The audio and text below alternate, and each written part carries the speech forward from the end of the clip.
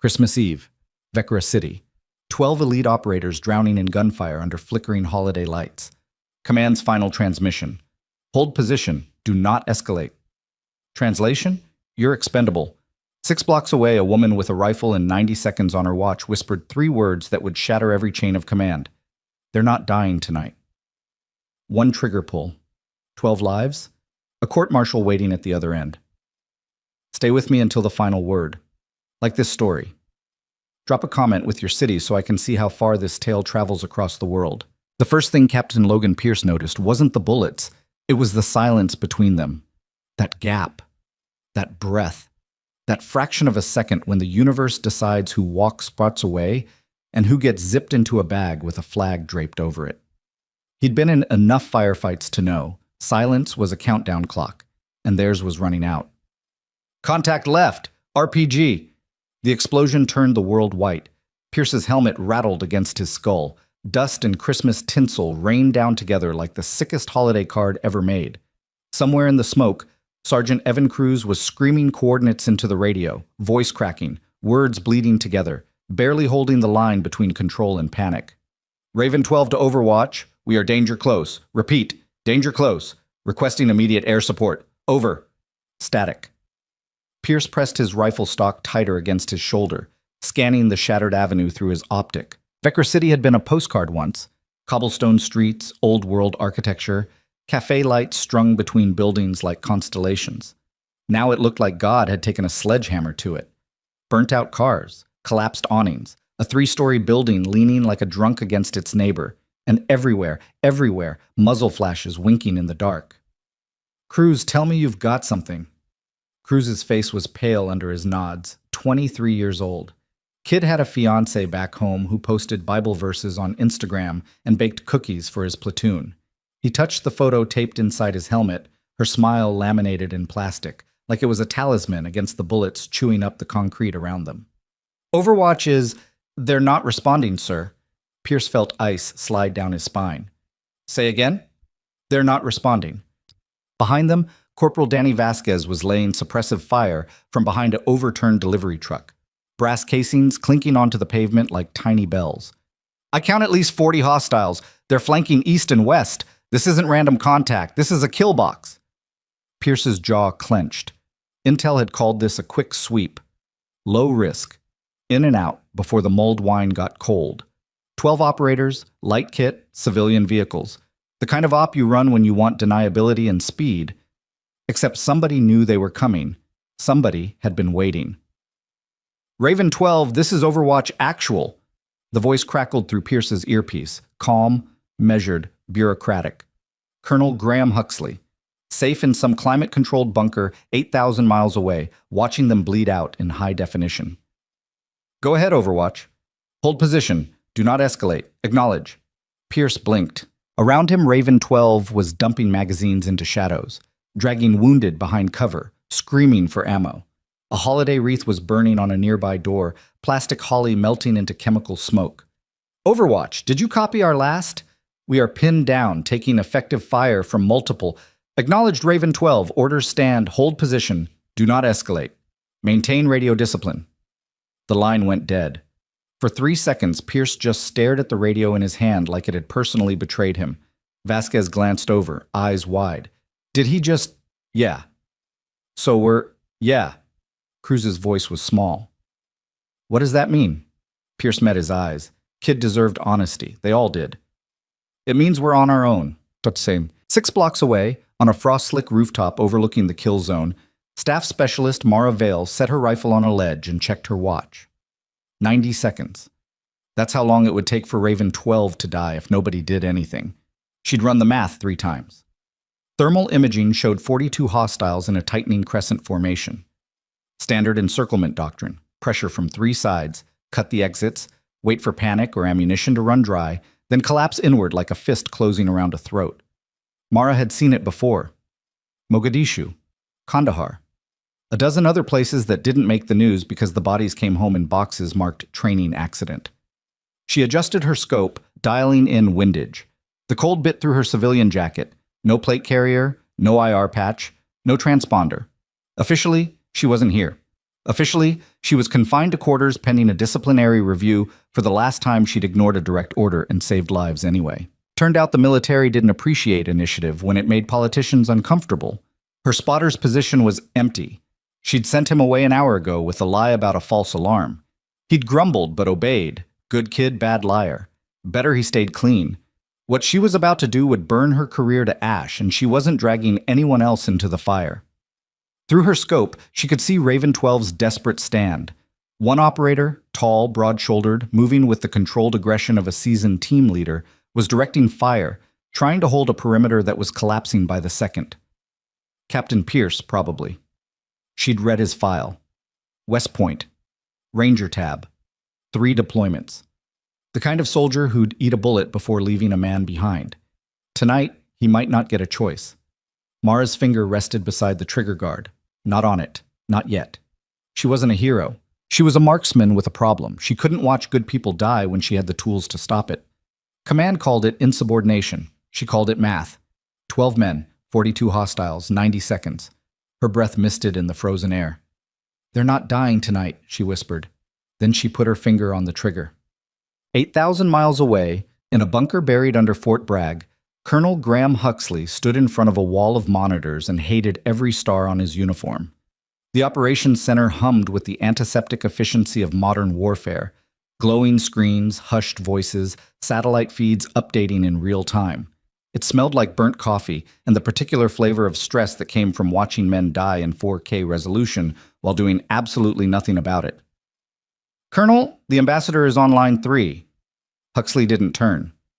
On screen 6, Raven 12 was taking fire from a machine gun nest in a second-story window. Red thermal signatures swarmed the surrounding blocks like ants on a wounded bird. "Tell him I'm busy." "Sir, he's insisting." "Then let him insist louder." The aide retreated. Smart kid, knew when to shut up. Beside Huxley, a man in an expensive suit that had never seen mud or blood leaned closer to the screens. Marcus Trent, State Department, political fixer. The kind of apparatchik who measured success in headlines, avoided rather than lives saved. "This is manageable," Trent said quietly. Huxley's knuckles were white around his coffee cup. 12 men are about to be overrun. 12 men who were never officially there. Trent's voice was smooth, practiced. The host government is already making noise. If we extract under fire, if we escalate, we confirm an unauthorized incursion. The diplomatic fallout, they're going to die. They're going to be disappeared. Trent's eyes were flat, calculating, quietly, deniably. No bodies, no confirmation, no international incident. Tragic, yes, but contained. Huxley turned slowly. "You're talking about my men like they're assets." Trent didn't blink. "Which is what they are, Colonel.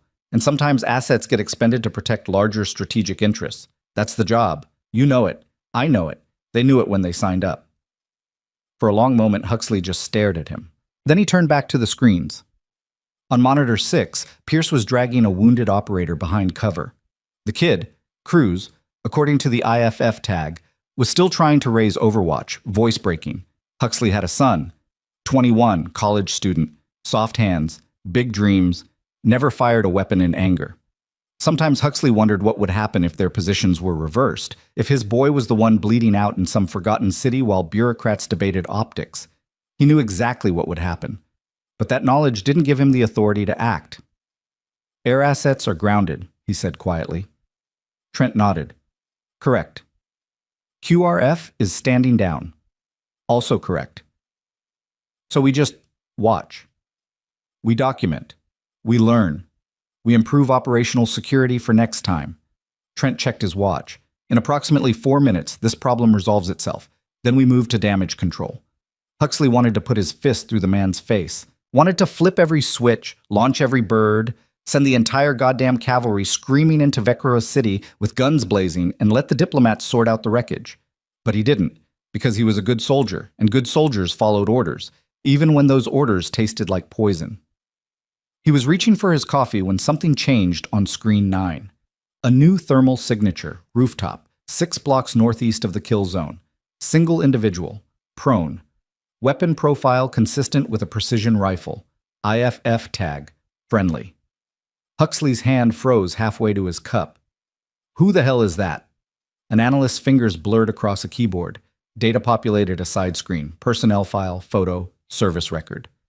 VLA, Mara J, Staff Specialist, MOS, Special Operations Marksman. Status, disciplinary review, confined to quarters. Huxley felt something cold and electric race down his spine. Trent leaned in, frowning. She's not authorized for... I know. She's supposed to be... I know. On the screen, Mara adjusted her position. Controlled, professional. The movements of someone who'd done this 1,000 times and knew exactly what she was risking. Huxley stared at her thermal outline. She was about to disobey orders. Again. And God help him, part of him wanted to cheer. Yeah. Mara's world had contracted to a circle of glass. Everything outside her scope was irrelevant. The cold, the wind, the city burning below. Even the court-martial waiting at the other end of this trigger pull. None of it mattered. Only the shot. Her breathing slowed. Heartbeat dropped to 52 beats per minute. The rifle was an extension of her will, cold steel and controlled violence, calibrated to the millimeter. Target acquisition, enemy commander. 6'2", tactical vest. Assault rifle slung, sidearm drawn, pointing, directing, orchestrating the slaughter with the casual confidence of a man who'd already won. Range, 847 meters. Wind, 4.2 knots, quartering left. Elevation, 23 meters above target. She adjusted for Coriolis effect, air density, the slight tremor in the building's foundation from distant explosions. The math was beautiful, pure, honest. Mathematics didn't care about politics. Below, the enemy commander raised his hand, signal for the final assault. In 30 seconds, Raven 12 would be overwhelmed.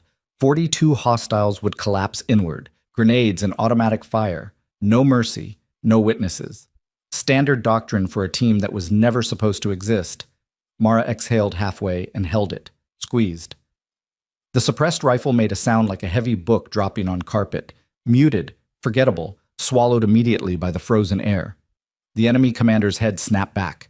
He dropped like a puppet with cut strings. Confusion rippled through the hostile formation. Heads turned, radios squawked. Mara was already tracking her next target. RPG operator, second story window, northeast corner. Squeeze. Down. Counter sniper, rooftop, 200 meters west of primary kill zone. Squeeze. Down. Machine gun team, ground level, behind burned out sedan. Squeeze, squeeze, both down. She flowed through the targets like water finding cracks in stone, smooth, inevitable, unstoppable. Each shot opened a corridor of confusion, a gap in the encirclement, a fractional increase in Raven 12's odds of survival. 73 seconds since her first shot. 17 seconds remaining. Below, Pierce's head snapped up, scanning rooftops he couldn't see. Overwatch, he breathed into the radio. No response. But the hostile fire was collapsing, not retreating, but disintegrating, key positions going silent one after another with surgical precision. Vasquez was the first to understand. We've got a guardian angel. Cruz's voice cracked with something between disbelief and desperate hope. Who? Does it matter? Move!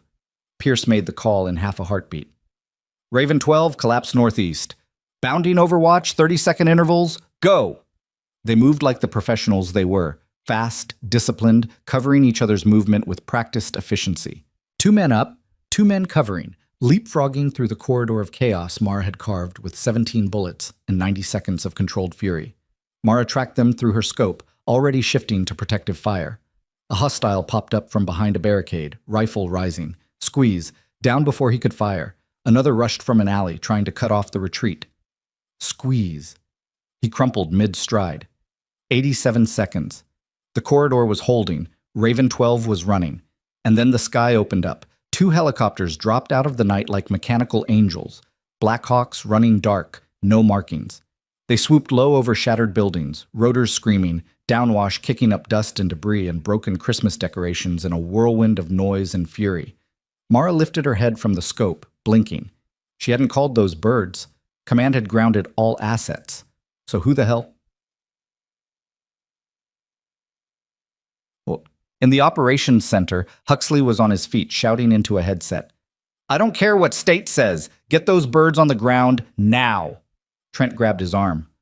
Colonel, you're countermanding a direct... Huxley shook him off. Sue me. This will end your career. Good. I was getting tired of watching kids die on camera. On the screens, the helicopters were landing hard, doors flying open, crew chief screaming at Raven 12 to board. Pierce was doing a head count, physically shoving his men toward salvation. Trent's face had gone pale. You realize what you've done? Huxley met his eyes. Yeah, my job. Your job is to save American lives. And you know what? I'm pretty goddamn good at it. He turned back to the screens, watching Raven 12 pile into the birds. Cruz stumbled, leg wound probably, and another operator grabbed his vest, hauled him bodily through the door. 93 seconds since Mara's first shot. The helicopters were lifting off, banking hard, climbing into the night. Victoria City shrank below them, still blinking with broken Christmas lights. On screen 9, Mara was already breaking down her rifle, movements fast and efficient.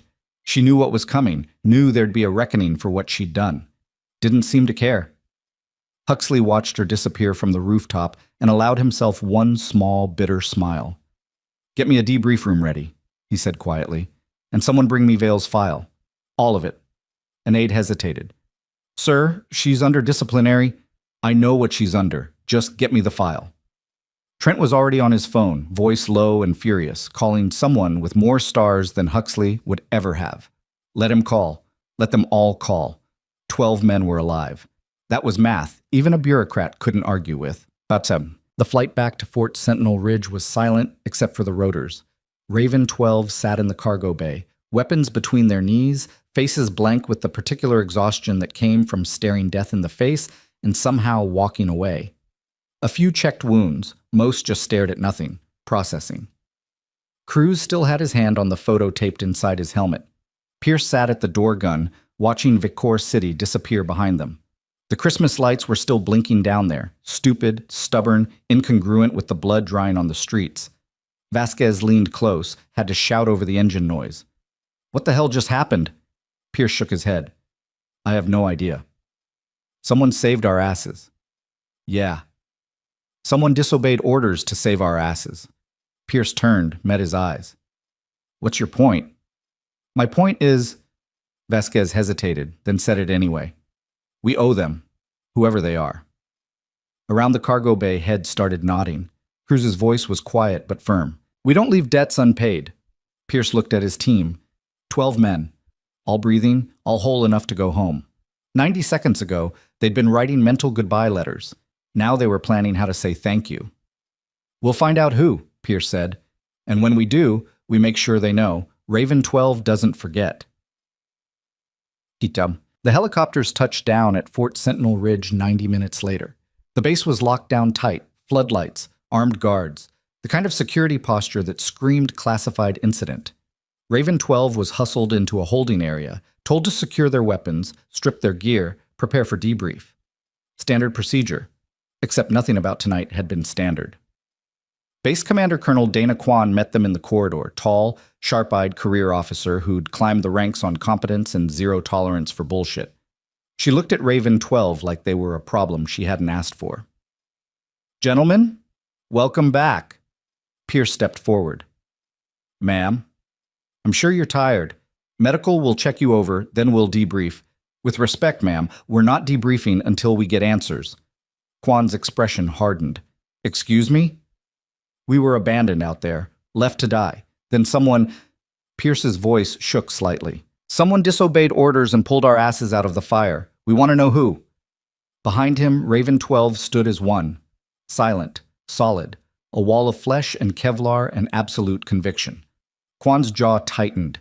She glanced at the guards flanking the corridor, measuring risk. That information is classified. We were there, ma'am. We lived it. How classified can it be? Captain Pierce, stand down. Not until we know. For 5 long seconds, the corridor was silent except for the hum of fluorescent lights and the distant whine of helicopter blades winding down. Kwan exhaled through her nose. Her name is Mara Vale. The name landed like a grenade. Pierce filed it away, memorizing every syllable. Where is she? Confined to quarters. Why? Kwan's eyes were hard. Because she's facing court-martial. Again. Cruz stepped forward, voice tight. For what? Saving our lives? For disobeying direct orders, for compromising operational security, for... Quan stopped, visibly restraining herself. This is above your pay grade, gentlemen. Then raise our pay grade, Vasquez said flatly. Someone in the back of the formation laughed, short, bitter. Quan looked at them, and for just a moment, her professional mask slipped. She looked tired, old, like she'd been fighting this same battle for 20 years and losing every time. Go get checked by medical, she said quietly. Get some rest. We'll debrief in the morning. And Vale, Pierce pressed, is not your concern. Ma'am, with respect, she made herself our concern the moment she put rounds downrange to save us. Quan's silence was answer enough. Raven 12 didn't move. Finally, Pierce said the thing that had been burning in his chest since the helicopters lifted off. Then we testify. All of us. Whatever hearing she's facing, whatever board, whatever court, we show up, we tell the truth, and we burn every lie they're trying to bury her with. Quan's expression flickered, something almost like approval. That's a very dangerous road, Captain. Good thing we're trained for danger. Behind him, 12 voices murmured agreement. Quan studied them for a long moment. Then she nodded once, sharp and final. Medical, debrief, 0800 hours, dismissed. She turned and walked away, boot heels clicking on linoleum. Raven 12 stood in the corridor, exhausted, bloodied, and absolutely certain of one thing. They'd been saved. Now they were going to return the favor, even if it meant burning the whole system to the ground. Thus, in a small room under guard, Mara Vale sat on a metal chair and stared at a blank wall. The charges were already filed. Insubordination, unauthorized use of force, compromising operational security, disobeying a direct order during an active mission. All true. All career-ending. All worth it. She closed her eyes and saw it again. The corridor opening, Raven 12 running, helicopters dropping from the sky like answered prayers. 90 seconds, 12 lives, one trigger, no regrets. Her door rattled. A guard appeared, expression carefully neutral. You have mail. He slid a thick envelope through the slot. Mara turned it over in her hands. No return address. Just her name in 12 different handwriting styles. She opened it. The first letter was from Cruz. Short, simple. A photograph fell out. Him and a woman in a white dress, smiling under an arch of flowers. This is Emily. We're getting married next month. I almost never got to see this day. Thank you for giving me a future. The second was from Vasquez. Longer, angrier. They left us to die because it was politically convenient. You told them to go to hell and saved us anyway. If that's what insubordination looks like, then I hope they promote it to doctrine. The third was from someone she didn't know. Just a signature and a photo of 2 kids in matching Christmas pajamas. My girls, I get to watch them open presents tomorrow because of you. 12 letters, 12 voices, 12 reasons she'd done it. At the bottom of the envelope, folded carefully, was something else. A full incident report, classified markings stamped across every page. Huxley's signature at the bottom. It documented everything. Every political order, every moment of abandonment, every second of Mara's 90-second rescue. The evidence that would either clear her name or bury her deeper. She didn't know which. But reading those letters, seeing those faces, she knew one thing with absolute certainty. She'd do it again, every single time. The letters sat on his metal table like evidence at a trial, which, Mara supposed, they would be soon enough. She read them twice, then a third time, memorizing the handwriting, the cadence, the weight of gratitude that pressed through the paper like prayers carved into stone. Cruz's wedding photo. Vasquez's fury. The Christmas pajamas that 2 kids would actually get to wear because their father was still breathing. 90 seconds of her life had changed 12 others. The math was simple. The consequences would be anything but. A key rattled in the lock. The door swung open. 2 MPs stood in the corridor, faces neutral, hands resting near sidearms they wouldn't need but carried anyway because protocol was protocol. Staff Specialist Vale, you're being transferred. Mara stood slowly, leaving the letters on the table. Where? Building 7. Legal review. Translation. The machinery was moving, gears turning. The system digesting what she'd done and deciding how to classify the wreckage. Hero or criminal, savior or liability. She knew which one the paperwork would choose. She walked between the MPs without resistance. The base was quiet at 0400 hours, just the hum of generators, the distant whine of a C-130 taxiing on the runway, the kind of industrial silence that military installations perfected. They passed a window overlooking the main quad. Floodlights bleached the concrete white. A flag snapped in the wind, stars and stripes against a sky going gray at the edges. Mara had worn that flag on her shoulder for 9 years, bled for it, killed for it, disobeyed orders twice to protect the people who served under it. She wondered if that would count for anything when they read the verdict. Building 7 was administrative. Fluorescent lights, beige walls, the smell of burnt coffee and laser printer toner. They walked her past cubicles where junior officers were already at their desks, drowning in spreadsheets and PowerPoint slides. War in the modern age, fought with bullets overseas, processed with forms back home. The conference room at the end of the hall had its blinds drawn. The MPs stopped at the door. One knocked twice. "Come in." Mara stepped inside. Colonel Dana Kwan sat at the head of a long table, flanked by 2 JAG officers in service dress. A stenographer sat in the corner, fingers poised over a court recorder, like a pianist waiting for the downbeat. The whole scene had the sterile efficiency of a surgery. Everyone knew their role. Everyone had done this before. Kwan gestured to a chair. "Sit." Mara sat, hands folded on the table. Posture straight, eyes forward. The muscle memory of 1,000 briefings, 1,000 inspections, 1,000 moments where she'd stood before authority and let them decide her worth. This time felt different. This time she didn't care what they decided. Kwan opened a folder. Staff Specialist Mara Jennifer Vale, service number 847629034. Current rank, E7. Current status, confined pending court-martial for violations of Article 92, failure to obey a lawful order, and Article 99, misbehavior before the enemy. Article 99. That was the big one, the kind of charge that came with decades in Leavenworth if they wanted to make an example, or a dishonorable discharge if they wanted her gone quietly. Mara said nothing. One of the JAG officers leaned forward, Captain Ruth Daniels, according to her nameplate, mid-40s, sharp eyes, the kind of lawyer who'd probably argued both sides of every case and won them all. "Do you dispute any of the facts as presented in the incident report?" "No, ma'am." "You admit to being present on a civilian rooftop in Vecra City on December 24th, despite being confined to quarters?"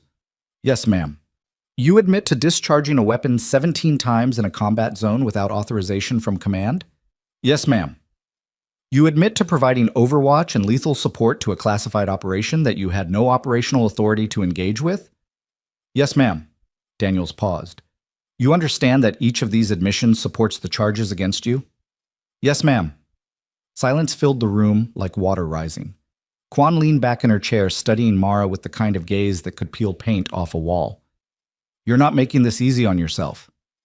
"Wasn't trying to, ma'am." "Why?" "Because it's the truth."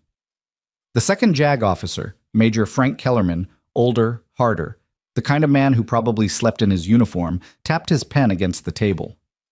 "The truth doesn't absolve you of violating direct orders." "No, sir, it doesn't." "Then why do it?" Mara met his eyes. "Because 12 men were going to die."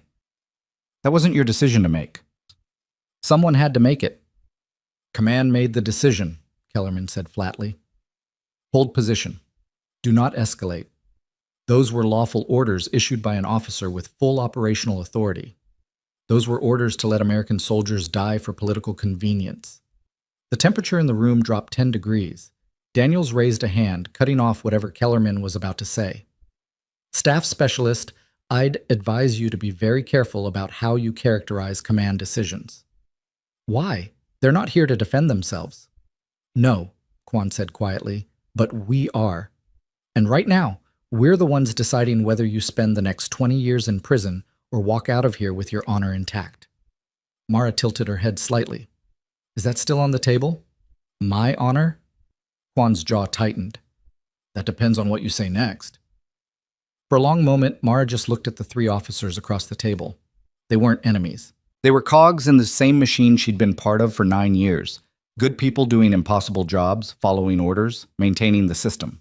But the system had left 12 men to die. And Mara had decided that math didn't work for her anymore. I violated direct orders, she said slowly. I acted without authorization. I put myself in a combat zone while under disciplinary review. All of that is true. She leaned forward. But I'd do it again, every single time. Because the orders were wrong. Kellerman's face flushed. You don't get to decide. I was there. I saw the thermal imaging. I ran the numbers. 42 hostiles, 12 operators, 0 support. Command knew they were going to die and chose to let it happen rather than risk diplomatic blowback. That's not... It's in Huxley's report. Mara's voice was steel. Every transmission, every denied request, every second they bled while bureaucrats debated optics. It's all documented. Daniels and Kellerman exchanged a glance. Quan didn't blink. You've read Colonel Huxley's report? It was in the envelope, along with the letters from Raven 12. Yes, ma'am. Quan's expression was unreadable. Those letters are technically witness testimony, admissible in a court-martial proceeding. I'm aware. They paint a very different picture than the charges suggest. They paint the truth. Kellerman slammed his hand on the table. The truth is you're a loose cannon with a history of insubordination. This is the second time you've ignored orders. To save lives, Mara finished. The first time was Kandahar. 5 men pinned in a school building. Command said hold for QRF. QRF was 40 minutes out. They had maybe 10. I moved position, provided suppressive fire, got them to cover. And you were reprimanded. And they're alive. That doesn't give you the right. What gives you the right to decide their lives are worth less than your procedural compliance? The room went dead silent. Kellerman's face was the color of a stoplight. Daniels was staring at Mara like she'd just pulled a grenade and dropped it on the table. Even the stenographer had stopped typing. Quan stood slowly. Major Kellerman, Captain Daniels, give us the room. Colonel, I don't think... That wasn't a request. They left. The stenographer followed, closing the door with a soft click that sounded like a vault ceiling. Quan walked to the window, hands clasped behind her back. For 30 seconds, she just stared at the gray morning light bleeding across the base. When she spoke, her voice was quiet. I have a daughter, 18, just enlisted, going through basic next month. Mara said nothing. Every night, I think about what happens if she ends up in a situation like Vicora City. If some bureaucrat decides her life is worth less than a headline. If the people who are supposed to protect her just walk away. She turned. And then I think about you, standing on that rooftop, throwing away your career because the math didn't add up. It didn't, ma'am. No, it didn't. Quan crossed her arms. But here's what you need to understand, specialist. The system doesn't care about the math. The system cares about order, hierarchy, chain of command. Because the second we start letting individuals decide which orders to follow and which to ignore, the whole thing falls apart. Maybe it should. You really believe that? Mara thought about Cruz's wedding photo, Vasquez's kids in Christmas pajamas, the 12 voices in those letters. I believe people matter more than procedure. Quan laughed, short, bitter. You sound like my daughter. Is that a bad thing? It's a dangerous thing. Quan sat back down, leaning across the table. Listen to me. What you did in Vicora City is going to have consequences. Big ones. People way above my pay grade are already circling. Some want to bury you. Some want to parade you around as proof the system works. None of them care about the truth. What do you care about? The question hung in the air like smoke. Quan met her eyes. I care about whether my daughter comes home in one piece, and I care about whether people like you are still in the fight when she needs you. Then drop the charges. I can't. You're the base commander. And there are 3 generals and a Senate committee breathing down my neck. Quan's voice was tight. The best I can do is make sure the process is fair, that Raven 12 gets to testify, that Huxley's report makes it into evidence. After that, it's politics. After that, it's survival. Quan stood. Yours, mine, the whole damn system. She walked to the door, paused with her hand on the handle. For what it's worth, specialist, my daughter's lucky people like you exist. She left. Mara sat alone in the empty conference room, listening to the hum of fluorescent lights and the distant rumble of jets on the runway. People like you. She'd heard that before, usually right before someone tried to court-martial her. Across the base, in the officers' quarters, Captain Logan Pierce couldn't sleep. He'd tried. Shower, clean uniform, bed with actual sheets instead of a blood-soaked Kevlar vest. But every time he closed his eyes, he was back in Vicora City. Muzzle flashes winking in the dark, Cruz's voice cracking over the radio, that terrible silence from Overwatch that meant they'd been written off. And then the corridor opening, fire collapsing, helicopters dropping from the sky like miracles. 90 seconds. He kept running the math. 17 confirmed kills, 0 friendly casualties, surgical precision under pressure that would have broken most trained marksmen. Whoever Mara Vale was, she wasn't just good, she was elite. He rolled out of bed, pulled on boots and a jacket, and walked out into the pre-dawn cold. The base was waking up, PT formations jogging past, mess hall lights flickering on, the smell of burnt coffee and diesel fuel mixing in the frozen air. Pierce found Raven 12 in the rec room, looking like they'd slept about as well as he had. Vasquez was doing push-ups in the corner, angry, mechanical, the kind of exercise that was less about fitness and more about channeling rage. Cruz sat at a table, staring at his phone, probably texting his fiancée the things he couldn't say out loud. The rest were scattered around the room, cleaning weapons, drinking coffee, existing in the peculiar silence of men who'd survived something they shouldn't have. Pierce closed the door. "We need to talk." Heads turned. "Vale's court-martial starts in 72 hours, Pierce said. Quan confirmed it. Full panel, JAG prosecution, the whole circus. Vasquez stopped mid-push-up. "What are the charges?" "Insubordination, unauthorized engagement, misbehavior before the enemy." Cruz looked up, face pale. "That's 20 years in Leavenworth if they want to push it. Dishonorable discharge if they want her gone quietly." The room erupted. "That's bullshit! She saved our lives! We were abandoned!" Pierce raised a hand. The noise cut off like someone had hit a switch. "I know, which is why we're going to do something about it." He pulled a folder from inside his jacket, dropped it on the table. Inside, copies of Huxley's report, transcripts of the radio transmissions, thermal imaging from the operations center showing the encirclement, the denied requests for support, all of it classified, all of it damning. "Where'd you get this?" Vasquez asked quietly. "Someone left it in my quarters." Unmarked envelope. "Huxley?" "Probably. Doesn't matter. What matters is this proves command left us to die, and Vale disobeyed orders to save us." Cruz picked up one of the transcripts, reading. His hands started shaking. They just said no, over and over. We were dying, and they just... I know. How is that legal?" "It's not." Pierce's voice was hard. "Which is why we're going to burn it down." Silence filled the room. Finally, one of the other operators, Sergeant Marcus Webb, demolitions expert, quiet guy, who only spoke when he had something worth saying, cleared his throat. "What's the play, Captain?" Pierce looked at each of them in turn. "We testify. All of us. We walk into that court-martial and we tell the truth. Every denied request, every second we bled, every moment we thought we were going to die because some bureaucrat decided we were expendable. They'll bury us," someone said. "Probably. Ruin our careers. Definitely. Try to discredit us, call us biased, say we're emotional. Without a doubt." Pierce leaned forward. "But here's the thing. There are 12 of us. 12 trained operators with combat records and witness testimony. They can dismiss one voice. Maybe 2. But 12, all saying the same thing? That's not bias, that's evidence." Vasquez stood, cracking his knuckles. "I'm in." "Me too," Cruz said immediately. Around the room, heads nodded, one by one, until all 12 were standing. Webb spoke again, voice steady. "What about the blowback? This kind of testimony, it's going to make enemies. Big ones." "Yeah," Pierce said, "it will." "And we're okay with that?" Pierce thought about the moment on that rooftop, watching his team die, knowing help wasn't coming, feeling that terrible certainty that this was how it ended. And then the corridor opening, the hostile fire collapsing. A woman he'd never met throwing away her career so he could have a future. "She didn't ask if it was okay," he said quietly. "She just did it. Now it's our turn." Raven 12 stood in the rec room, 12 men bound by 90 seconds of violence and a debt they couldn't leave unpaid.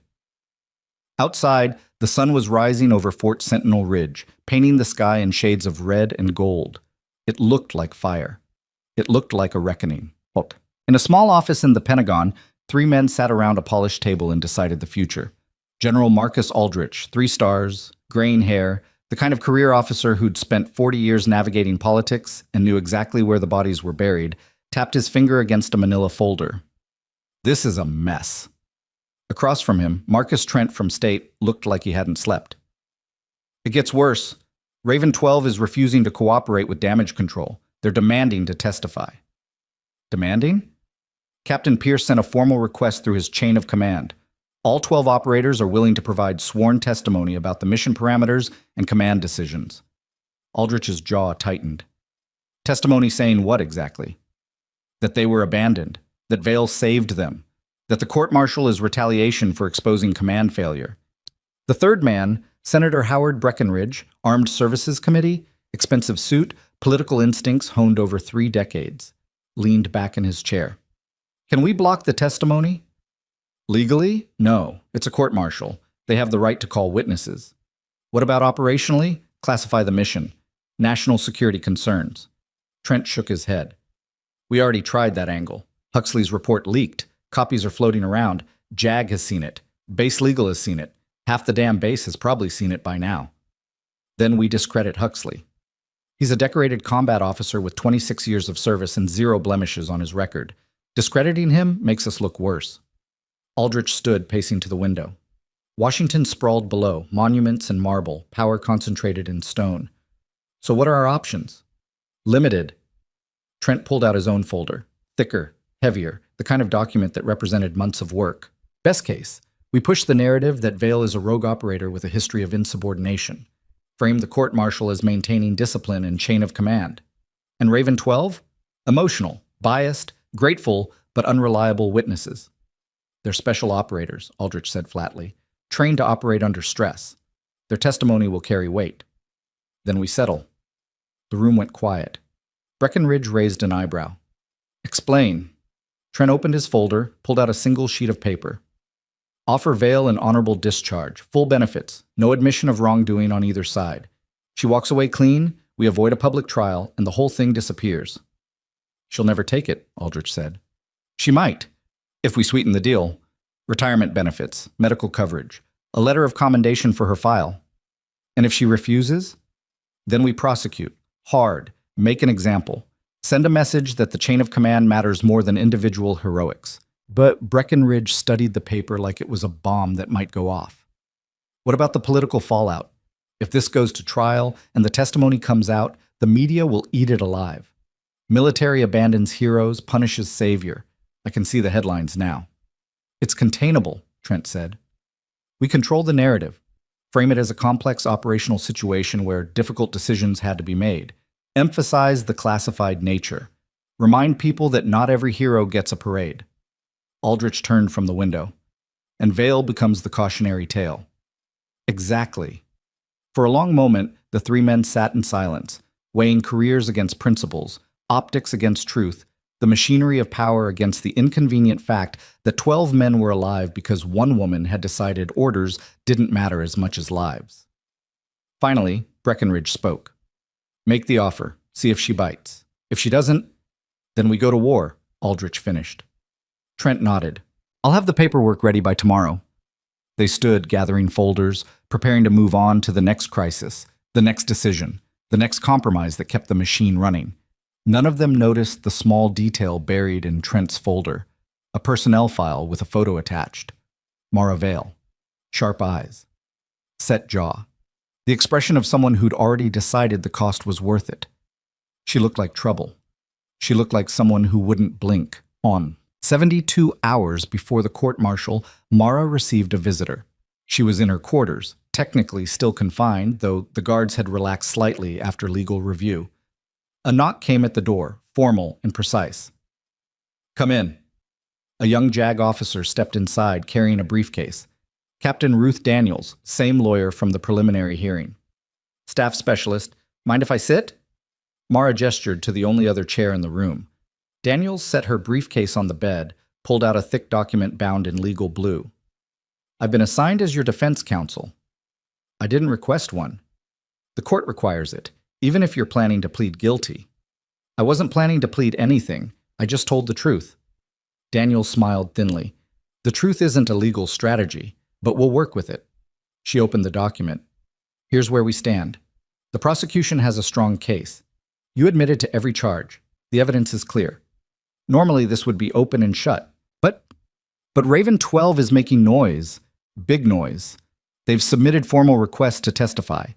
They're threatening to go to the media if they're blocked. And Colonel Huxley's report, which somehow leaked despite being classified, makes command look like they left American soldiers to die. Mara said nothing. So the powers that be have authorized me to make you an offer. Daniel slid a single sheet of paper across the table. Honorable discharge. Full benefits. No admission of wrongdoing. You walk away clean. Mara looked at the paper without touching it. In exchange for?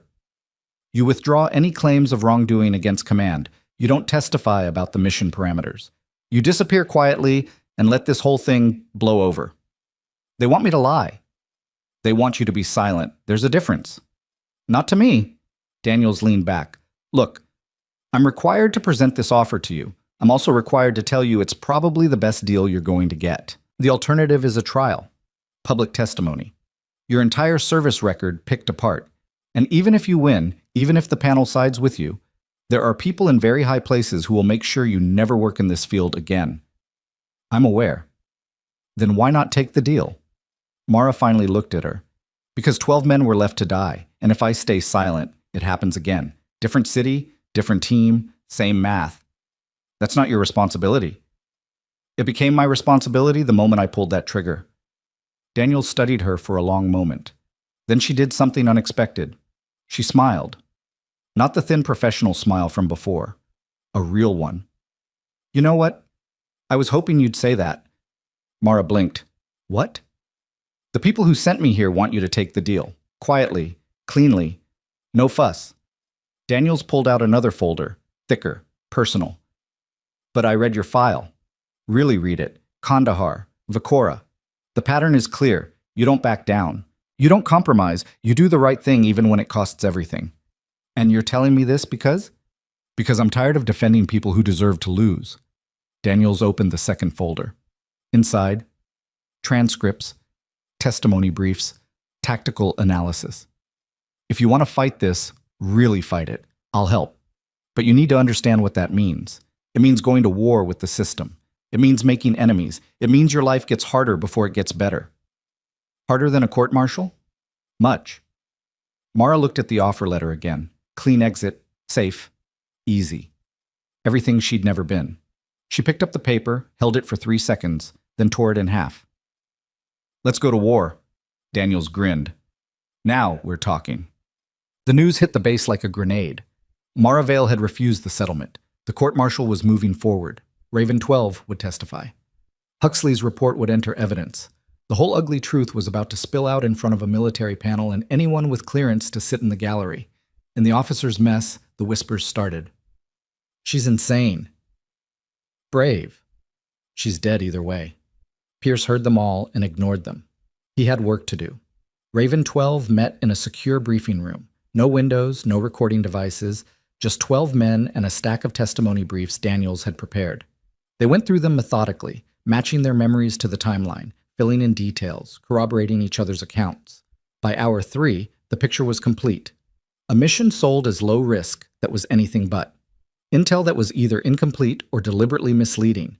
Command decisions prioritizing political optics over American lives. And one woman who'd looked at the math and decided it didn't add up. Cruz set down his brief, hands shaking slightly. We're really doing this. Yeah, Pierce said. They're going to come after us, our careers, our reputations. Probably. Was it worth it? The question came from Webb, quiet and thoughtful. All of this. The risk? The fight? For one person? Pierce thought about the rooftop he couldn't see, the corridor that opened like a miracle, the 90 seconds that separated death from deliverance. She didn't ask that question, he said. When she pulled that trigger, she didn't calculate whether we were worth the cost. She just decided we were worth saving. And now we return the favor. Outside, the sun was setting over Fort Sentinel Ridge.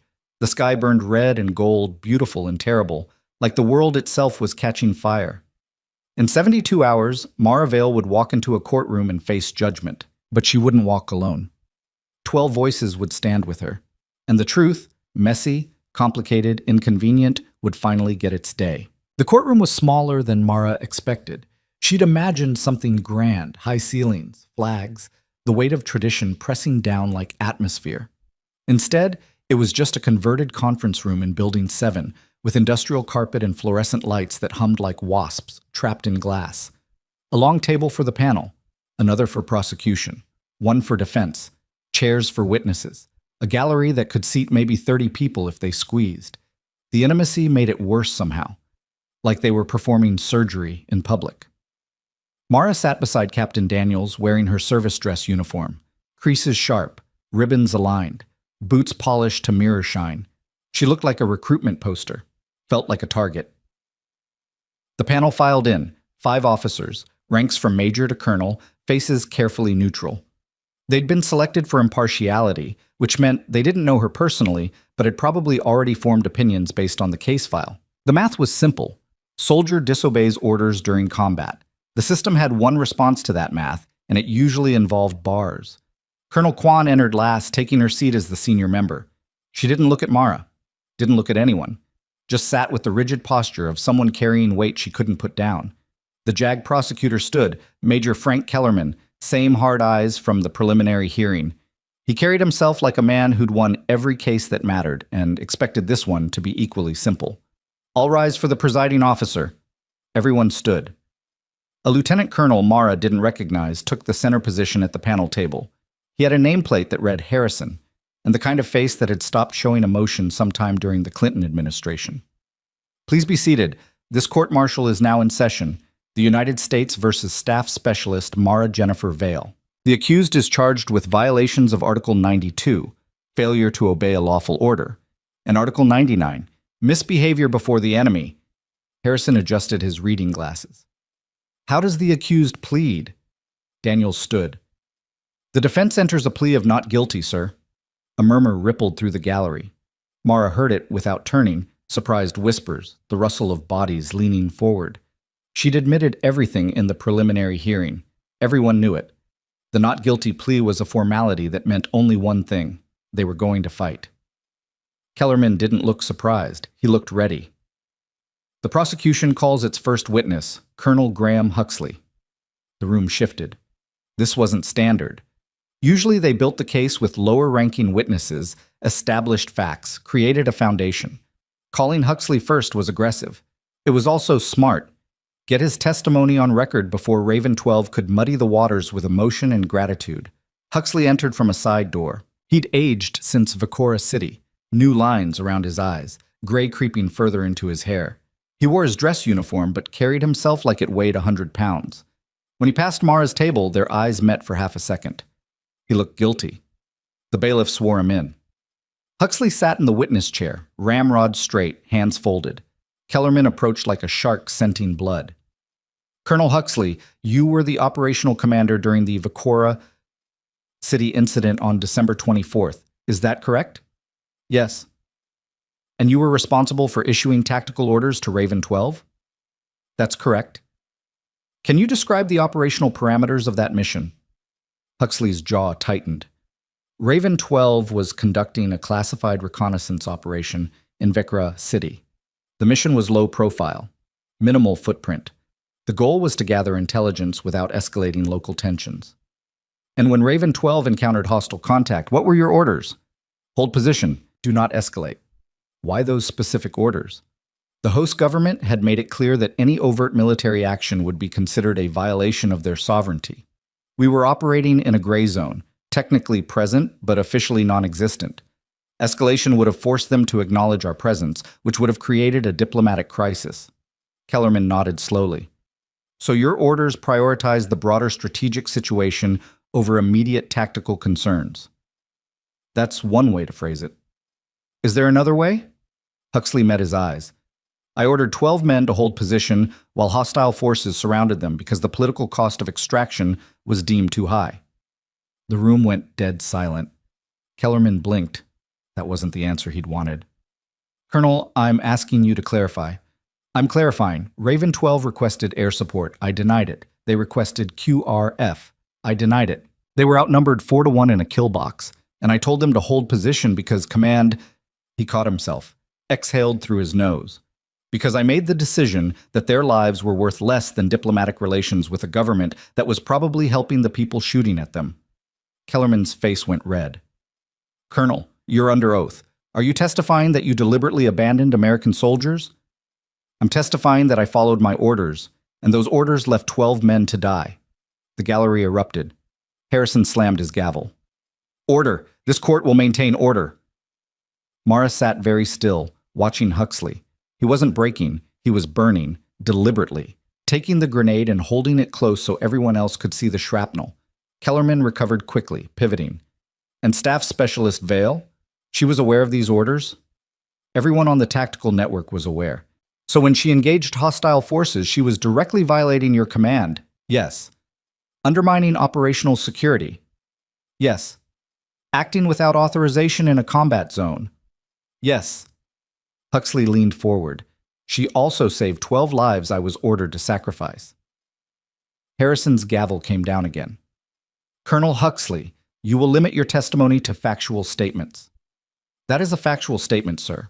Raven 12 was in a no-win situation. Specialist Vale identified the threat, assessed the tactical picture, and provided precision fires that broke the encirclement.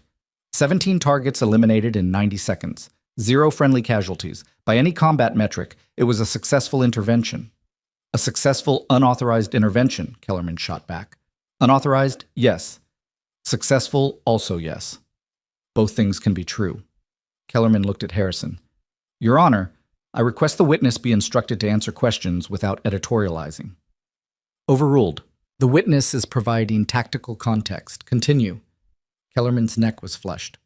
No further questions. Daniels stood. The defense has questions, Your Honor. She approached Huxley like they were old friends meeting for coffee. Her voice was calm, almost conversational. Colonel, in your professional opinion, what would have happened to Raven 12 if Specialist Vale hadn't intervened? They would have been overrun. Would any have survived? Huxley's voice was flat. No. All 12 would have died. Yes. And you knew this at the time. I had thermal imaging showing a 4-1 numerical advantage, coordinated encirclement tactics, and 0 friendly support. The tactical assessment was clear. So when you ordered them to hold position, you were ordering them to die. Kellerman jumped up. Objection! That's inflammatory and withdrawn. Daniels didn't even look at him. Colonel, were there any other assets available to assist Raven 12? Air support was grounded. QRF was 30 minutes out, far too long. So Specialist Vale was, in fact, the only person in a position to help. Correct? And she succeeded. She did. Daniels paused, letting that sink in. How many lives have you saved in your career, Colonel? Huxley's face twitched. I've commanded operations that... I'm asking about direct action. How many people are alive today because you personally pulled a trigger or made a decision that saved them? The silence stretched. I don't have a number. Would you say it's more or less than 12? Objection! Kellerman was on his feet again. Relevance!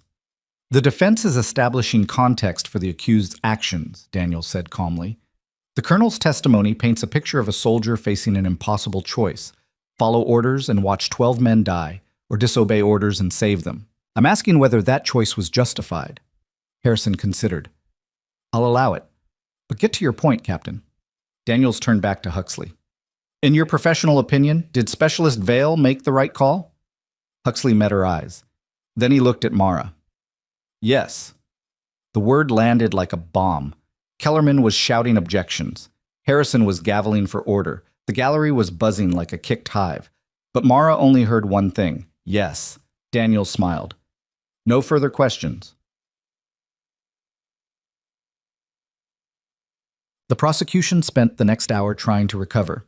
They called technical witnesses, communications specialists who confirmed Mara had no authorization, logistics officers who testified she'd been confined to quarters, a base security officer who documented her unauthorized departure.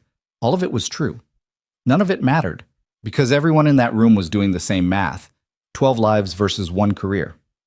When they broke for lunch, Daniels pulled Mara aside in a small conference room. That went better than expected. Mara raised an eyebrow. Huxley just testified I violated orders. He also testified you made the right call. The panel heard it. So did everyone else. Daniels pulled out her notes. This afternoon, Raven 12 testifies. That's when we shift from technical violations to human cost. Are you ready? For what?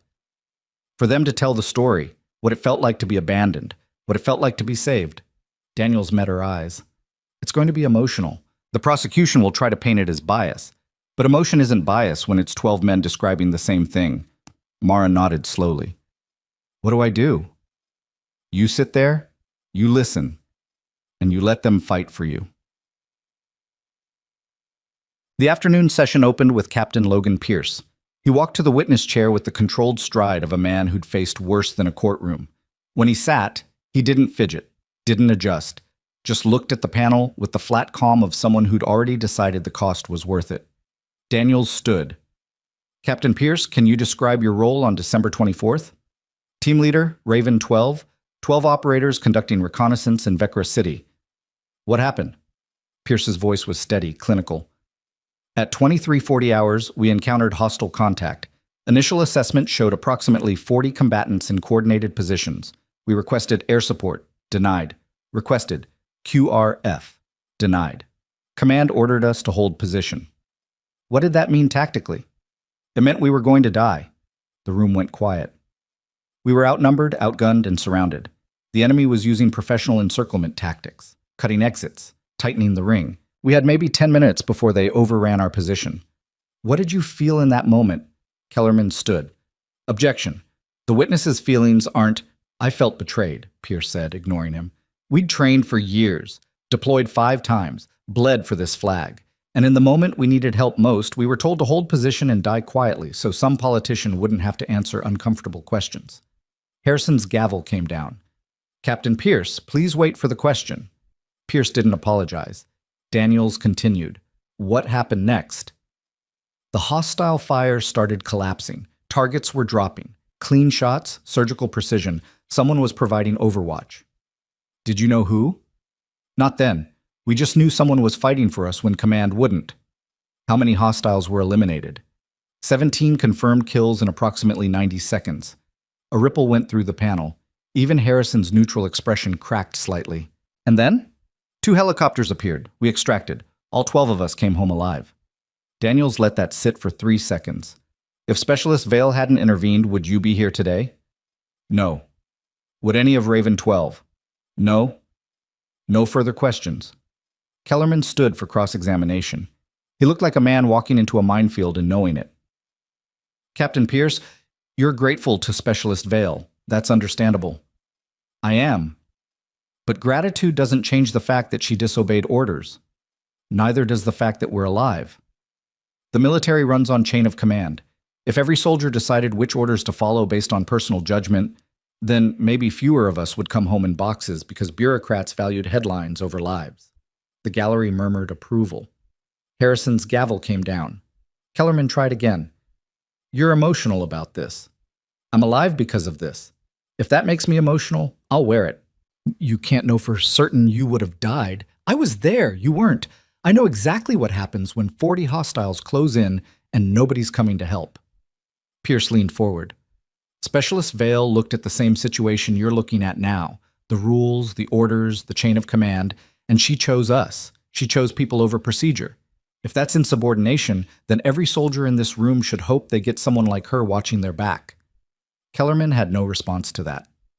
No further questions. They cycled through Raven 12 one by one. Sergeant Evan Cruz testified about the wedding photo in his helmet, about texting his fiancée goodbye, about the moment the hostile fire collapsed and he realized he might actually make it home. Corporal Danny Vasquez testified about his kids in Christmas pajamas, about calculating how long the ammunition would last, about the sound of precision rifle fire cutting through the chaos like a scalpel. Sergeant Marcus Webb testified about the encirclement tactics, about recognizing they were facing professionals, not militia, about the corridor opening like a miracle because someone 6 blocks away decided 12 strangers were worth a court-martial. Each testimony built on the last. Different voices, same story, same gratitude, same certainty that Mara had made the right call even if it was the wrong one by regulation. By the time the 6th operator testified, Kellerman had stopped cross-examining. There was nothing to gain. 2. No crack in their story. No bias to exploit. They were 12 men who'd looked death in the face and survived because one woman had calculated the math differently than command. When the last testimony ended, Harrison called for a recess. Mara sat in the empty courtroom afterward, listening to the fluorescent lights hum. Daniels appeared in the doorway. "You okay?" "I don't know." "That's fair." She sat down beside her. "The panel's deliberating. Could be hours, could be days. What do you think they'll decide?" "Honestly, I have no idea. Legally, the prosecution has a strong case. You violated orders, that's clear. But the testimony..." Daniels shook her head. 12 men standing up and saying you saved their lives? That carries weight. Maybe enough. Mara looked at her hands. And if it doesn't? Then we appeal. We fight. We make them explain why saving American soldiers is a crime. That could take years. Yeah, it could. They sat in silence. Finally, Mara spoke. I'd do it again. I know. Even knowing this, the trial, the cost, all of it. Daniels smiled. I know that too. That's why we might actually win. The panel deliberated for 11 hours. Mara spent them in a holding room with Daniels, drinking bad coffee and watching the clock tick forward. Raven 12 gathered in the hallway outside. They weren't allowed in the deliberation room, but refused to leave the building. Pierce sat against a wall cleaning his fingernails with a pocket knife. Cruz paced. Vasquez did push-ups. The others just waited with the infinite patience of soldiers who'd learned long ago that hurrying never helped. At 0300 hours, the bailiff appeared. Panels reached a verdict. The courtroom filled quickly despite the hour. Mara took her seat beside Daniels, feeling her pulse hammer in her throat. The panel filed in, faces unreadable. Harrison sat in the center holding a single sheet of paper. All rise. Everyone stood. Harrison looked at Mara. Staff Specialist Mara Jennifer Vale, this panel has heard the evidence and testimony regarding the charges against you. We have deliberated carefully. Please remain standing for the verdict. The room held its breath. On the charge of failure to obey a lawful order in violation of Article 92, we find the accused guilty. Mara didn't move, didn't blink. On the charge of misbehavior before the enemy in violation of Article 99, we find the accused not guilty. A murmur rippled through the gallery. Daniel's hand found Mara's arm, squeezed once. Harrison continued. The panel acknowledges that Staff Specialist Vale violated the direct order of a superior officer. This violation is supported by clear evidence and the accused's own testimony. However, the panel also finds that the accused's actions, while unauthorized, were taken in defense of American lives under imminent threat. The charge of misbehavior before the enemy requires deliberate action that aids the enemy or endangers fellow soldiers. The evidence shows the opposite. 17 hostile combatants eliminated and 12 American operators rescued without friendly casualties. He set the paper down. As to sentencing on the Article 92 conviction, this panel recommends reduction in rank to E6, forfeiture of 1 month's pay, and a formal reprimand to be placed in the accused's permanent record. However, we also recommend retention on active duty and eligibility for future promotion based on merit. Kellerman looked like he'd been punched. Daniels was smiling. Harrison met Mara's eyes. Specialist Vale, this panel recognizes that you faced an impossible choice, obey orders or save lives. You chose the latter. While the military cannot and will not condone disobedience, we also cannot condemn a soldier for valuing American lives above political expedience. You violated procedure, but you upheld the values this uniform represents. He stood. This court is adjourned. The gavel came down. For 3 seconds, nobody moved. Then Raven 12 erupted. Pierce was on his feet, fist in the air. Cruz was shouting. Vasquez grabbed Webb in a bear hug that probably cracked ribs. Mara just stood there, feeling the weight lift. Guilty, reprimand, reduction in rank, but not discharged, not imprisoned, not broken. Daniels leaned close. We won. I got demoted and fined. You got to keep fighting. That's a win. Mara looked at Raven 12 celebrating in the gallery, looked at Huxley standing near the back, expression tight but eyes clear. Looked at Quan, who met her gaze and nodded once. Maybe it was a win. Maybe it was just survival. Either way, she was still standing. The fallout came fast. General Aldrich resigned within 48 hours. State Department issued a formal apology to the families of Raven 12, carefully worded, admitting nothing specific. Senator Breckinridge's Armed Services Committee announced a full review of operational command structures and rules of engagement. Marcus Trent disappeared from public view entirely. The media picked up the story in fragments: classified mission, court-martial, divided verdict. They couldn't report the full details, but filled in the gaps with speculation. Some called Mara a hero. Others called her a liability. Most just called her complicated and moved on to the next headline. Fort Sentinel Ridge returned to normal operations. The base settled back into routine: PT formations, training rotations, the endless grind of military life. But something had changed. Soldiers looked at Mara differently now, some with respect, some with suspicion, most with the complicated recognition that she'd done something they might not have the courage to do themselves. She wore her E6 rank with the same precision she'd worn E7, trained the same, shot the same, followed orders the same mostly. 3 weeks after the verdict, she received a summons to Colonel Kwan's office. She knocked twice, waited for permission. Enter. Kwan sat behind her desk, reading a file. She gestured to a chair without looking up. Mara sat. For 30 seconds, Kwan just read. Then she closed the file and met Mara's eyes. You've been reassigned. Mara's stomach dropped. Ma'am? Special Operations Training Group, Fort Bragg. They want you teaching precision marksmanship and tactical decision-making. Kwan slid the orders across the desk. You leave in 2 weeks. Mara stared at the paper. They want me training operators? Apparently, there's a belief that soldiers should learn how to think critically under pressure, how to weigh mission parameters against human cost, how to make hard calls when command isn't there to hold their hand. Kwan's expression was unreadable. Someone suggested you'd be good at teaching that. Who? Colonel Huxley, before he retired. Mara looked up sharply. Huxley retired? Voluntarily. Said he'd spent too long following orders he didn't believe in. Wanted to do something different. Kwan leaned back. He recommended you for this position. Said you were the best tactical thinker he'd ever seen, even when you were disobeying him. For a long moment, Mara just processed that. I don't know what to say, ma'am. Say you'll take it. Say you'll teach the next generation of operators that chain of command matters, but so do the lives they're responsible for. Kwan's voice softened slightly. Say you'll make sure what happened in Vecra City doesn't happen again. Mara picked up the orders, reading the details. Fort Bragg, training command, a chance to shape doctrine instead of just following it. I'll take it. Kwan nodded. Good. Now get out of my office before I remember you caused me 3 weeks of political headaches. Mara started toward the door. Specialist. She turned. Kwan's expression was tired but honest. For what it's worth, my daughter ships out next month.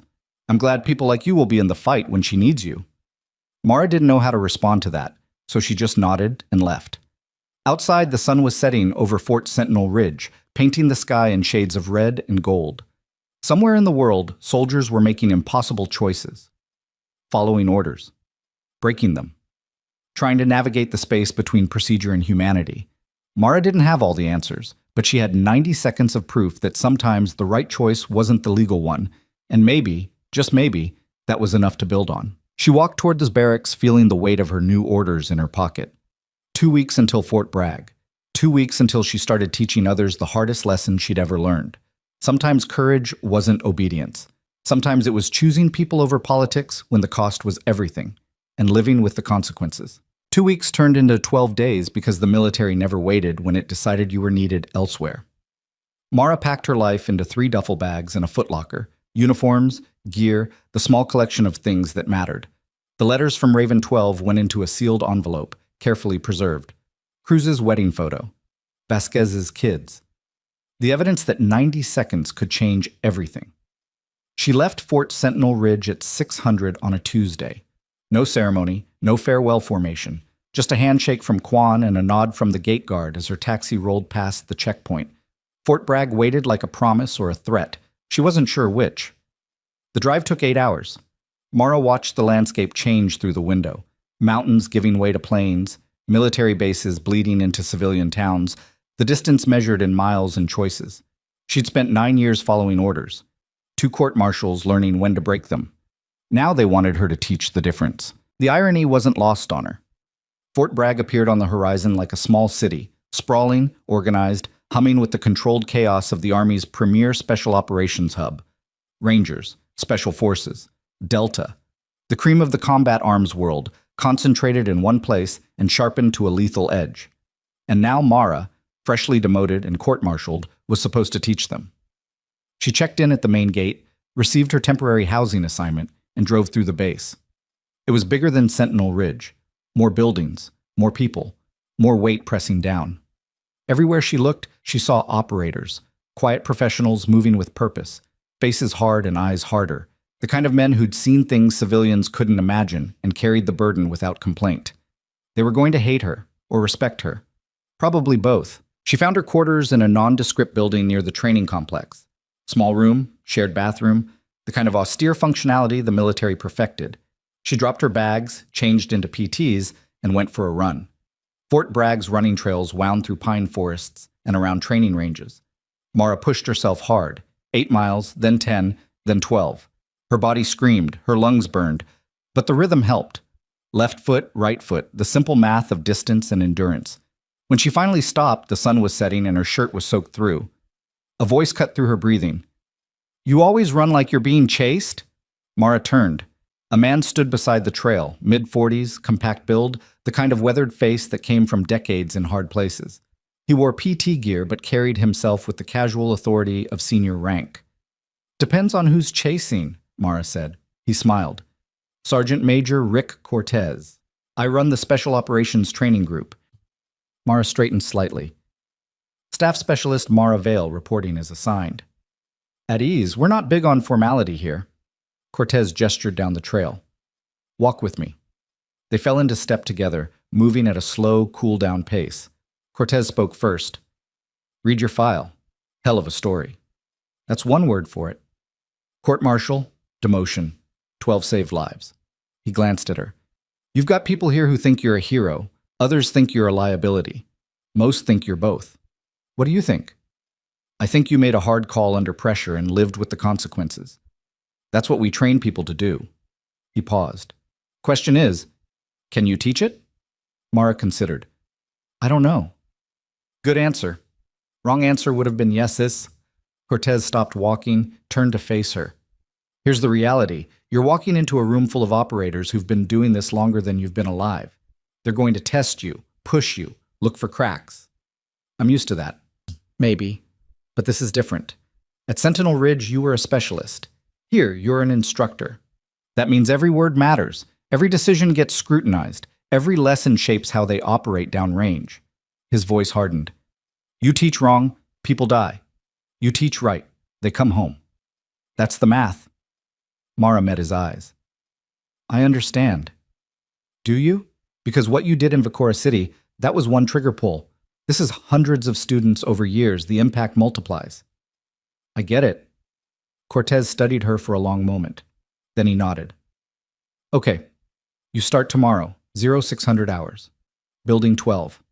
First class is advanced marksmanship. 20 shooters, all experienced, all cocky. They're going to want to know why they should listen to someone who got demoted for disobeying orders." "What should I tell them?" "The truth. Always the truth." He started walking again. "And specialist? The truth isn't just what happened, it's why it mattered." He left her standing on the trail, watching the last light fade from the sky. Building 12 was a converted warehouse that smelled like gun oil and concrete dust. Mara arrived at 0545, finding the range already occupied. 20 shooters in various states of preparation, some cleaning rifles, others running dry fire drills, a few just standing around drinking coffee and talking in the shorthand language of professionals who'd worked together long enough to communicate in grunts. They noticed her immediately. Conversations died. Eyes tracked her movement. She set her rifle case on a table and started unpacking, slow, methodical, giving them time to size her up. Her weapon was a custom-built precision rifle, .308 caliber, hand-loaded rounds, the kind of tool that cost more than most cars and required 1,000 hours of practice to master. One of the shooters approached, tall, built like a linebacker, wearing a ranger tab and the kind of confidence that came from being the best in every room he entered. "You the new instructor?" "That's right. Heard you got court-martialed." "You heard correctly. He grinned. Heard you saved 12 guys by disobeying orders. Also correct. So, which one's the real story? Mara looked at him. Both. The grin widened. I'm Sergeant First Class Mike Torres. These ugly bastards are my team. He gestured to the others. We're here to learn precision shooting from the specialist who can't follow orders. Then let's get started. She walked to the front of the range, feeling 20 pairs of eyes drilling into her back. The shooting bays stretched out ahead, targets at various distances, wind flags snapping, the controlled environment where life or death decisions got practiced until they became muscle memory. Mara turned to face them. My name is Mara Vale. I'm an E6 with 9 years in service, 2 deployments, 1 Medal of Commendation, and 1 court-martial for disobeying direct orders during combat operations. She paused. I'm here to teach you precision marksmanship and tactical decision-making. Questions? Torres raised his hand. Yeah, why should we listen to someone who got demoted? Because I made a choice that saved 12 lives and cost me rank. That means I understand the price of pulling a trigger. Another shooter, older, graying at the temples, wearing a special forces patch, spoke up. What if the choice is wrong? Then you live with it, or you don't. Either way, you made the call. A third voice, younger. How do you know when to disobey? Mara met his eyes. You don't, not for certain, but you run the math, the mission, the lives, the consequences, and you decide what you can live with. Command gives orders. You execute. But if those orders mean good people die for bad reasons, you have a choice. Follow them and live with the bodies. Break them and live with the fallout. The room was silent. Torres crossed his arms. And you chose the fallout. Every time. He nodded slowly. Okay, show us what you got. Tate. The next 6 hours were brutal. Mara ran them through fundamentals, breathing control, trigger discipline, reading wind, compensating for distance and elevation. Most of it they already knew, but she pushed deeper, forcing them to articulate why each technique mattered, how it connected to the larger picture of putting rounds downrange under stress. Then she introduced scenarios. Torres, you're providing overwatch for a rescue operation, hostage situation. You've got a shot on the primary hostile, 90% confidence. But there's a kid in the background, partial concealment, 5% chance of collateral damage. Command says take the shot. What do? Torres frowned. What's the time constraint? 30 seconds before the hostile executes the hostage. Can I reposition? No. Can I request clarification from command? They already gave the order, take the shot. Torres stared at the imaginary scenario, jaw working. Finally, I take it. Why?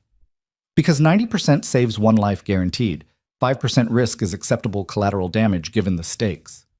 Mara nodded. Now, command changes the parameters. The kid is the hostile's son, 15 years old. He's holding a weapon but not aiming. New order. Neutralize both threats. What do? The room shifted. This wasn't a marksmanship question anymore. Torres's voice was tight. I need more intel. You don't have it. 30 seconds. Command wants both targets down. The kid's not an active threat. Command disagrees. 20 seconds. Then command is wrong. So you disobey? Torres met her eyes. I take the primary hostile, let the kid drop the weapon or run. If he raises it, I engage. If he doesn't, he lives. That's not the order. It's the right call. Mara held his gaze for 3 seconds. Then she nodded. Correct.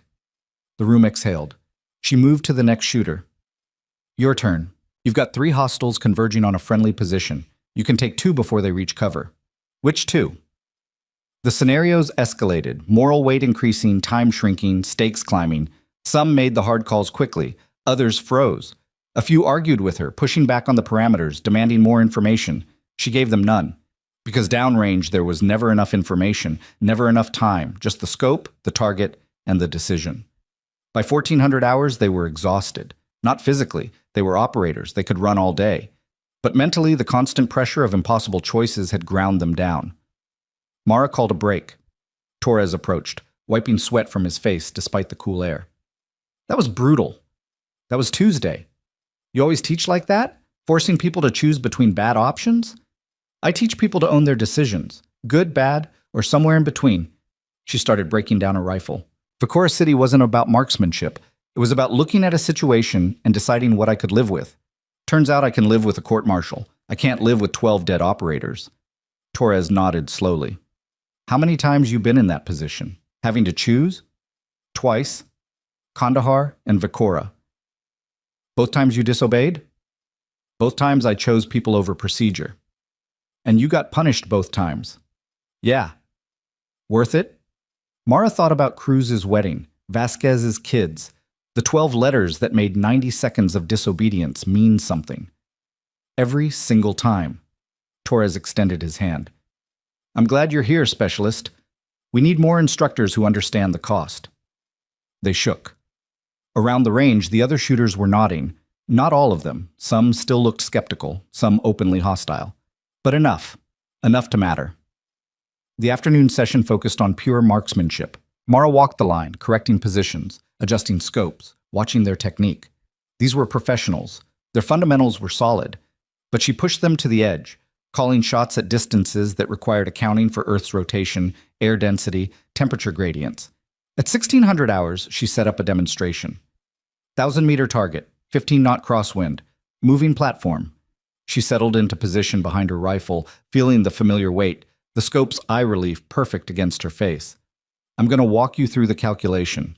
She narrated each step, measuring wind, calculating drop, leading the target.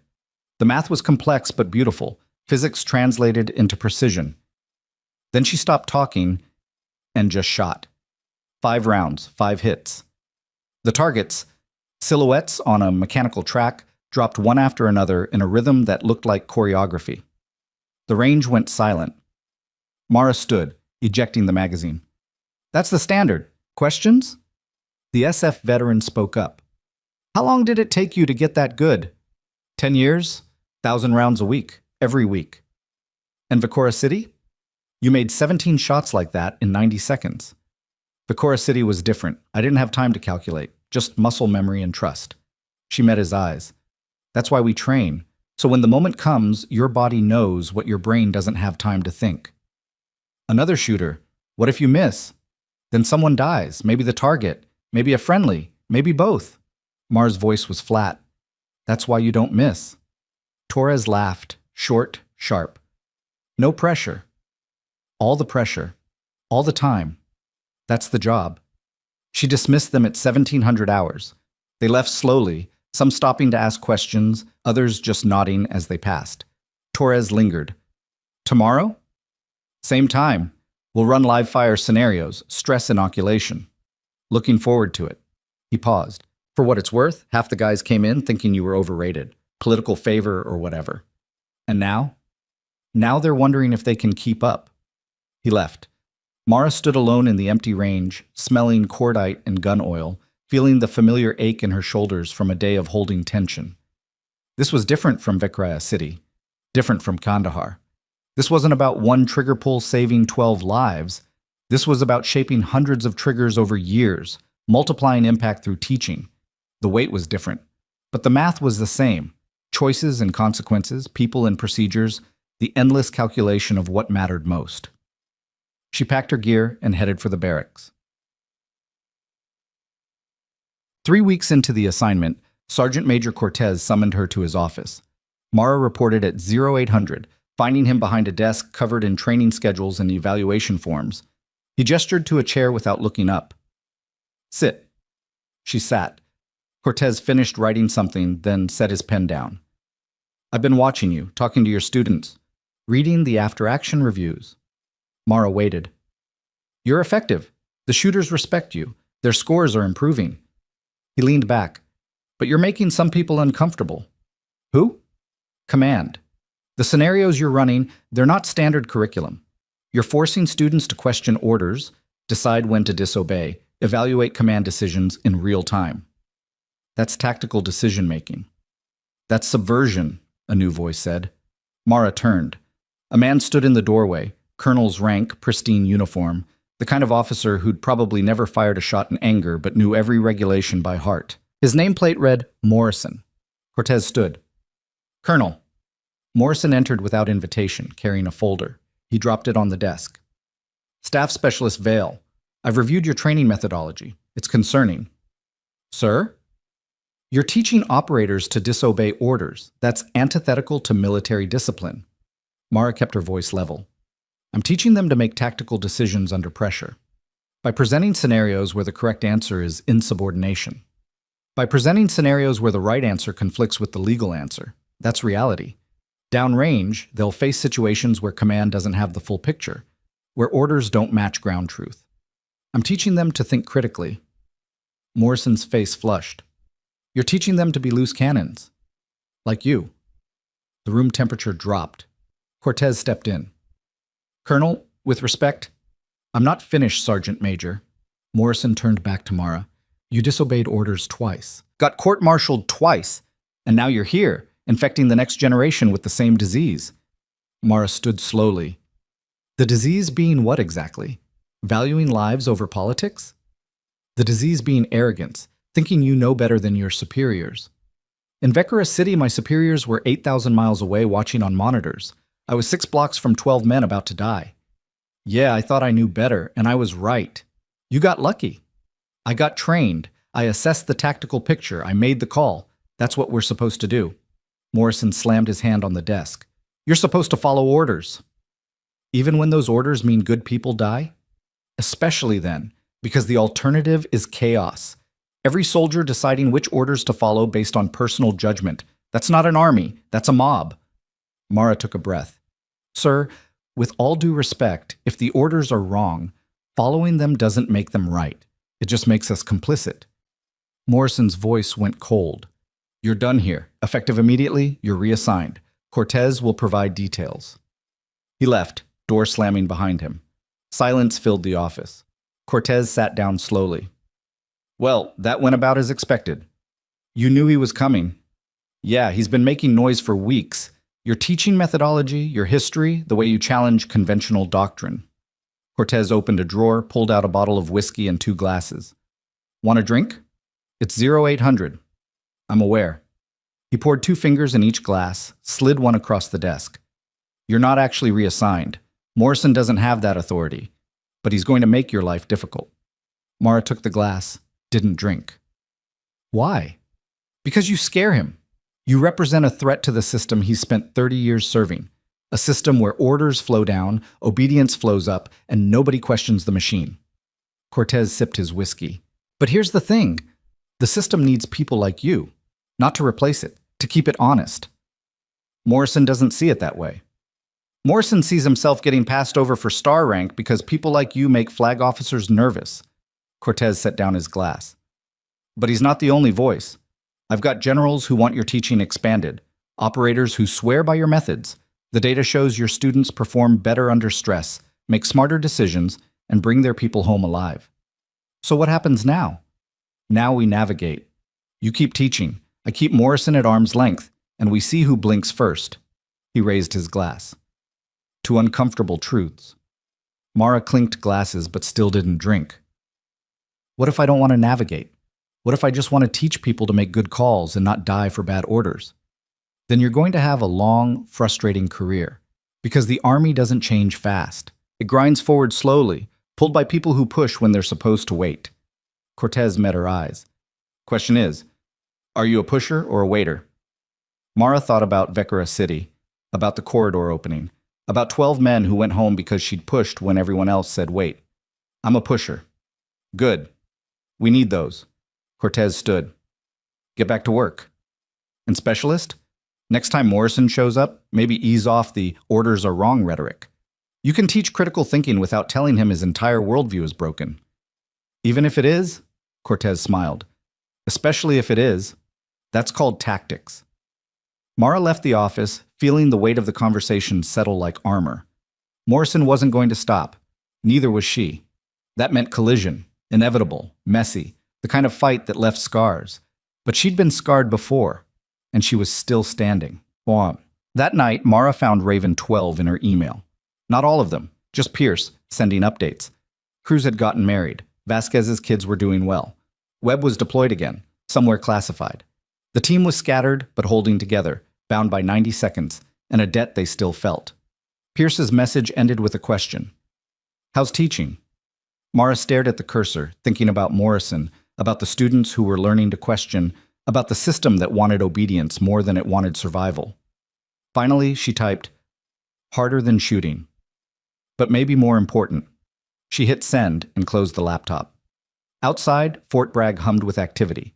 Training ranges firing, helicopters lifting off, the endless machinery of war preparation.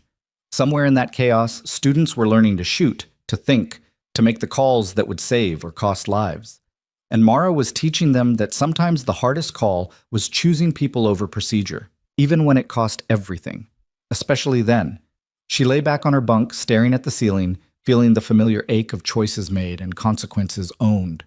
Tomorrow she'd teach again, push again, fight the system that wanted compliance more than it wanted truth. Because 90 seconds had taught her something command never could. The right choice wasn't always the legal one, but it was always the one you could live with. And living with it, that was the real test. The ceiling didn't have answers, but Mara stared at it anyway, watching shadows from passing headlights crawl across the plaster like slow-motion tracers. Sleep came in fragments, 20 minutes here, 40 there, broken by the mental replay of Morrison's voice saying, "You're done here," like it was a verdict instead of a threat. She'd faced worse: court-martial, demotion, the weight of 12 lives hanging on 90 seconds. But this felt different. This felt like the system deciding whether to learn from Vecchio City or bury it deeper. At 0430, she gave up on sleep, pulled on PTs, and went running. The base was still dark, just security lights and the distant glow of hangars where night crews prepped aircraft for dawn missions. Her breath misted in the cold air. Her footfalls echoed on empty roads. She ran hard, punishing pace, the kind that turned thoughts into white noise and left only the rhythm of motion. But even that couldn't silence the questions. How long could she fight Morrison? How many students could she reach before the system ground her down? How much truth could she teach before they decided truth was too expensive? The sun was rising when she finished, painting Fort Bragg in shades of amber and rust. She stood on a hill overlooking the training complex, watching the base wake up. Formations gathering, vehicles moving, the machinery of war preparation turning like clockwork. Somewhere in that machinery, her students were getting ready for another day of learning to shoot, to think, to choose. She'd be damned if Morrison took that away. At 600, Mara walked into Building 12 and found her class already assembled. But something was different. Torres stood at the front of the range, along with the SF veteran, whose name she'd learned was Master Sergeant Chen, and a dozen other instructors from across the training group. Behind them, her regular students. Behind them, at least 30 more shooters she didn't recognize. The range was packed. Torres saw her confusion and grinned. "Word travels fast. We heard Morrison tried to shut you down." "Tried being the operative word," Chen added. "We figured if he's going to kill the best tactical instruction we've had in years, he should have to do it in front of witnesses." Mara looked at the assembled operators. 60-plus shooters, all experienced, all watching her with expressions that ranged from curious to defiant. This wasn't a class anymore. This was a statement. "What is this?" "This," Torres said, "is your syllabus going viral. Half the base wants to know what you're teaching that's got Morrison's uniform so tight, so we invited them. Without authorization. We're special operations. We specialize in unauthorized actions." Torres crossed his arms. "Question is, you going to teach us, or you going to let Morrison win by default?" Mara set down her rifle case. Around her, 60 pairs of eyes waited. She thought about Morrison's words.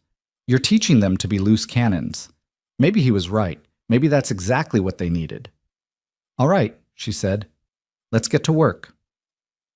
The session ran like controlled chaos. Mara cycled through scenarios at double speed, forcing split-second decisions, no time to overthink. The scenarios got darker, more complex, each one designed to strip away the comfort of clear answers. You're providing overwatch during a convoy operation. IED detonates. Hostile fire from a building. You identify 3 shooters, 2 adults, 1 teenager, all armed. Command says light up the building with everything you've got. Collateral damage acceptable. You've got 5 seconds. What do you do? The answers varied. Some followed orders, some refused. Most tried to find middle ground. Selective targeting, minimized collateral, the eternal operator calculus of mission versus morality. Mara pushed back on all of them. Why that choice? What are you willing to live with? What happens if you're wrong? No easy answers, just the grind of decision-making under pressure, the weight of consequences visualized in real time. By 1,000 hours, the range was silent, except for her voice and the occasional response. 60 operators, men who'd seen combat, who'd made hard calls, who thought they'd figured it out, were being forced to confront the reality that every trigger pull carried weight that orders couldn't remove. Then Morrison showed up. He walked in with 2 MPs and a major from JAG, face flushed with barely contained rage. "What the hell is this?" The range went still. Mara turned slowly.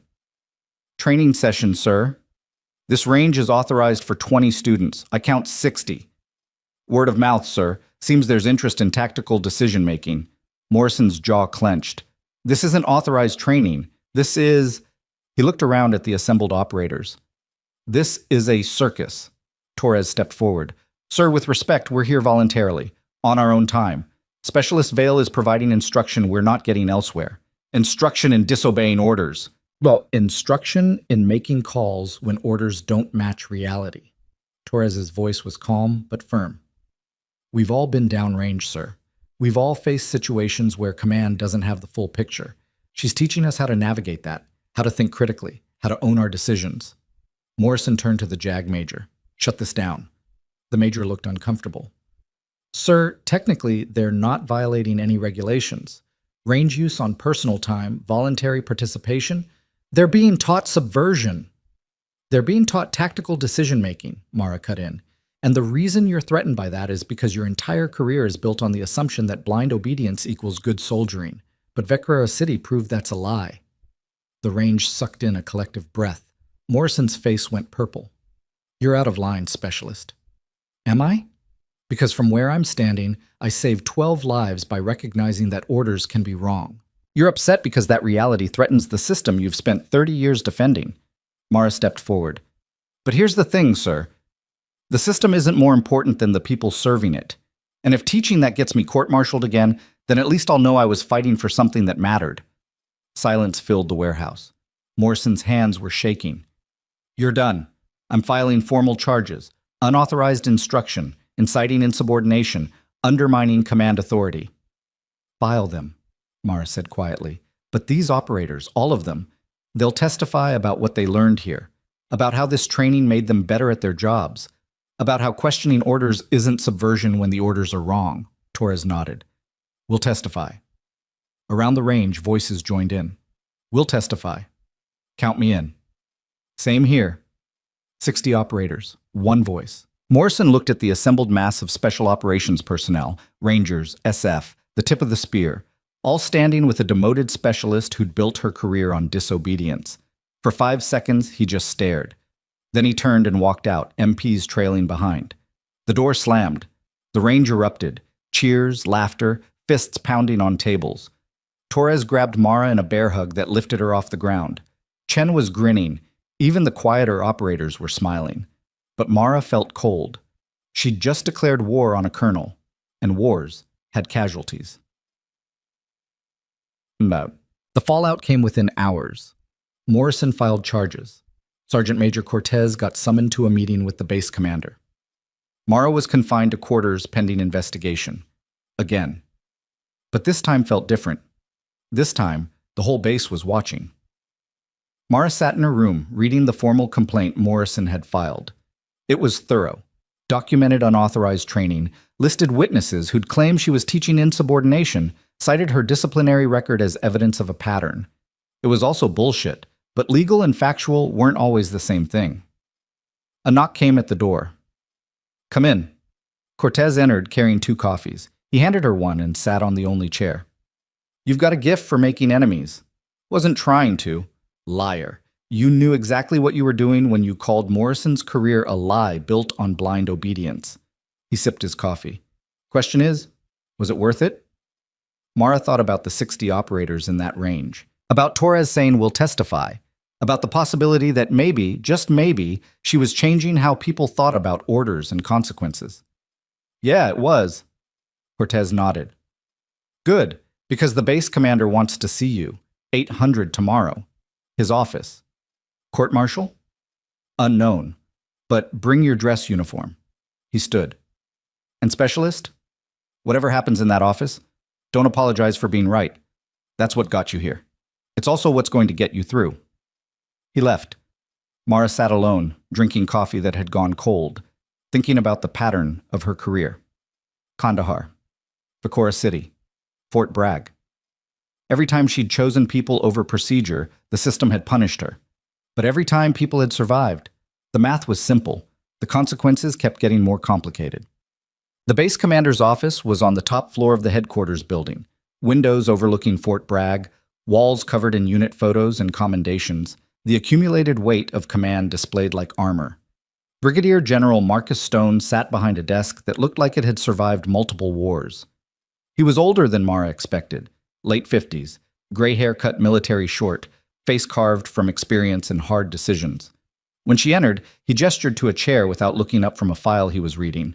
Mara sat, spine straight, hands folded. Stone read for another 30 seconds.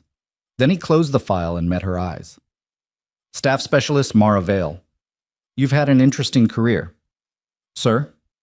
2 deployments, Medal of Commendation, Expert Marksman, 2 court-martials. He tapped the file. Most people would have been kicked out after the first one. You managed to get reassigned to a training position after the second. How? Colonel Huxley recommended me, sir. Huxley, the man who testified you made the right call in Vicora City even though you disobeyed his orders. Yes, sir. Stone leaned back. I've read the transcripts. The testimony from Raven 12, Huxley's report, the court-martial verdict. He paused. I've also read Colonel Morrison's complaint. He says you're teaching operators to disobey orders, that you're undermining military discipline, that you're a threat to good order. Sir, I'm teaching, Stone raised a hand. I know what you're teaching. I've talked to your students, watched recordings of your sessions, read their evaluations. He opened another file. 92% report improved tactical decision-making. 87% say they feel more confident making calls under pressure. 76% specifically cite your scenario training as the most valuable instruction they've received. Mara blinked. Sir? You're effective. Your students are learning. The data supports your methodology. Stone closed the file. But Morrison has a point. You're not teaching standard curriculum. You're forcing operators to question command decisions, evaluate orders for validity, decide when to disobey. I'm teaching them to think critically, sir. You're teaching them that orders are negotiable. I'm teaching them that orders can be wrong, and when they are, following them doesn't make them right. It just makes us complicit. Stone studied her for a long moment. You believe that. I know that. I lived it twice. And both times you got punished. Yes, sir. But you'd do it again. It wasn't a question. Mara answered anyway. Every single time. Stone stood, walked to the window. For 30 seconds, he just stared at the base below, training ranges, barracks, the infrastructure of war. When he spoke, his voice was quiet. I've been doing this for 34 years. Enlisted at 18, worked my way up, saw combat in 3 different wars, lost friends, made hard calls, followed orders I hated, and gave orders I regretted. He turned. And you know what I learned? The system works because most orders are good. Most commanders are trying to do right by their people. Most of the time, obedience saves lives. He crossed his arms. But sometimes, rarely, but sometimes, the orders are wrong. And in those moments, the soldiers who survive aren't the ones who followed procedure. They're the ones who made the hard call and lived with the consequences. Mara said nothing. Morrison wants you court-martialed again. Dishonorably discharged. Made an example. Stone's voice hardened. I'm not going to do that. Relief flooded through her, sharp, sudden. Instead, I'm going to do something worse. I'm making your training curriculum official. As of next week, every operator going through Fort Bragg will complete your tactical decision-making course. You'll have a full teaching staff, expanded facilities, and direct oversight from my office. Mara's relief turned to confusion. Sir, that's terrifying? Yeah, for Morrison and everyone like him. Because you're going to shape how the next generation of operators thinks about orders, command, and the space between legal and right. Stone leaned forward. But here's the thing, Specialist. With that responsibility comes accountability. You screw this up, you teach wrong, you create operators who can't follow orders even when they should. That's on you, and I will end you. Understood, sir. Good. Because I'm betting my stars that you can teach people to be both obedient and thoughtful, to follow orders and question them, to trust command and verify their own judgment. He extended his hand. Don't make me regret this. Morris stood, shook his hand. I won't, sir. Dismissed. She walked out of the office feeling like she'd just been handed a live grenade and told to teach people how to juggle. But at least it was a chance. At least the truth was getting its shot. Morrison's career imploded within a month. The official story was early retirement, personal reasons, family matters, the usual euphemisms the Army used when it wanted someone gone quietly. The real story, whispered in break rooms and passed through encrypted channels, was that Stone had given him a choice: retire with honors or face an investigation into his handling of training oversight. Morrison chose retirement. Mara felt no satisfaction. He'd been wrong, but he'd also been consistent, defending a system he believed in, protecting a structure he thought kept people safe. He wasn't evil, just inflexible. And inflexibility, she was learning, could be as dangerous as cowardice. The new training program launched in early spring. Mara's curriculum got formalized, 20 hours of tactical decision-making integrated into the standard operator pipeline. She trained additional instructors, wrote doctrine, standardized scenarios. It was exhausting. It was also working. By summer, the data was undeniable. Operators who completed her course performed better under stress, made smarter calls in ambiguous situations, and most importantly, brought their people home more consistently. Stone sent her a brief email. The numbers don't lie. Keep teaching. She did. Torres got promoted to Master Sergeant and became her assistant instructor. Chen took a teaching position full-time. Together, they built a program that forced operators to confront the hardest truth of combat. Sometimes the right choice wasn't the legal one, and living with that tension was part of the job. The media got wind of the story. Decorated marksman revolutionizes military training after court-martial. But the Army kept most details classified. Mara gave no interviews. She just taught. And slowly, the culture started shifting. Not everywhere, not completely, but enough that young operators graduating from Fort Bragg carried a different understanding of orders and obedience. Enough that commanders started accounting for ground truth before issuing directives. Enough that the space between legal and right became something people could discuss without ending careers.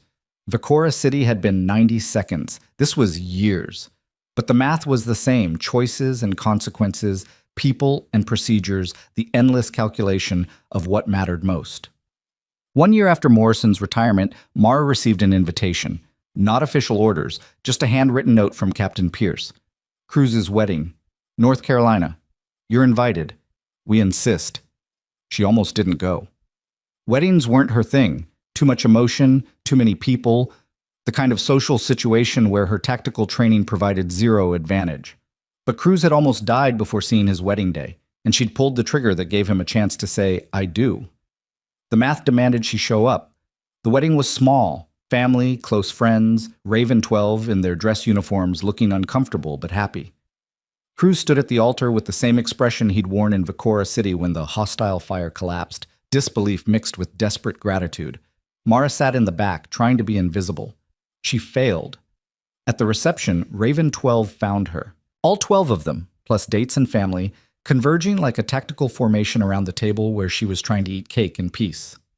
Pierce spoke first. You came. You insisted. Yeah, we did. He pulled out a chair, sat. The others followed, forming a circle. We wanted to give you something. Vasquez pulled a small wooden box from his jacket, set it on the table. Mara opened it. Inside, a single ornament. Hand-carved wood, shaped like a scope reticle, with 90 engraved in the center. Below it, 12 signatures. Cruz's voice was thick.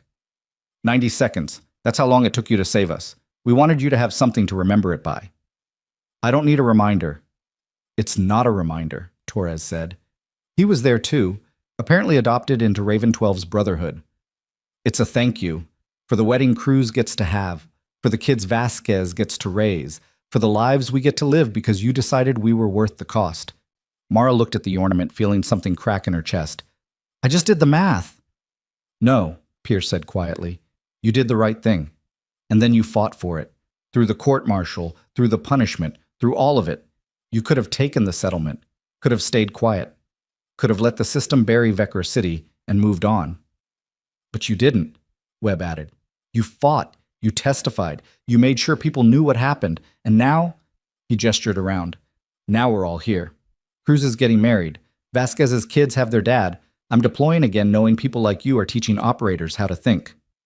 Mara's throat was tight. I'm just a specialist. You're a lot more than that, Torres said. You're proof that the system can change, that courage isn't just following orders, it's knowing when to break them. Around the table, 12 men nodded, 12 lives saved, 12 futures secured, all because of 90 seconds and one trigger pull. Mara closed the box, holding it like it weighed more than wood and engraving. Thank you, she managed. Cruz smiled. We're the ones who should be thanking you, but since we already did that about 1,000 times, we figured an ornament was more permanent. The reception continued, music, dancing, the ordinary joy of people celebrating life. Mara stayed for another hour, then slipped out quietly, driving back to Fort Bragg with the ornament on her passenger seat. When she got to her quarters, she placed it on her desk next to her rifle maintenance kit and the letters from Raven 12. Evidence of 90 seconds that changed everything. Proof that sometimes the right choice was the illegal one. Reminder that consequences were worth it when the math was people versus procedure.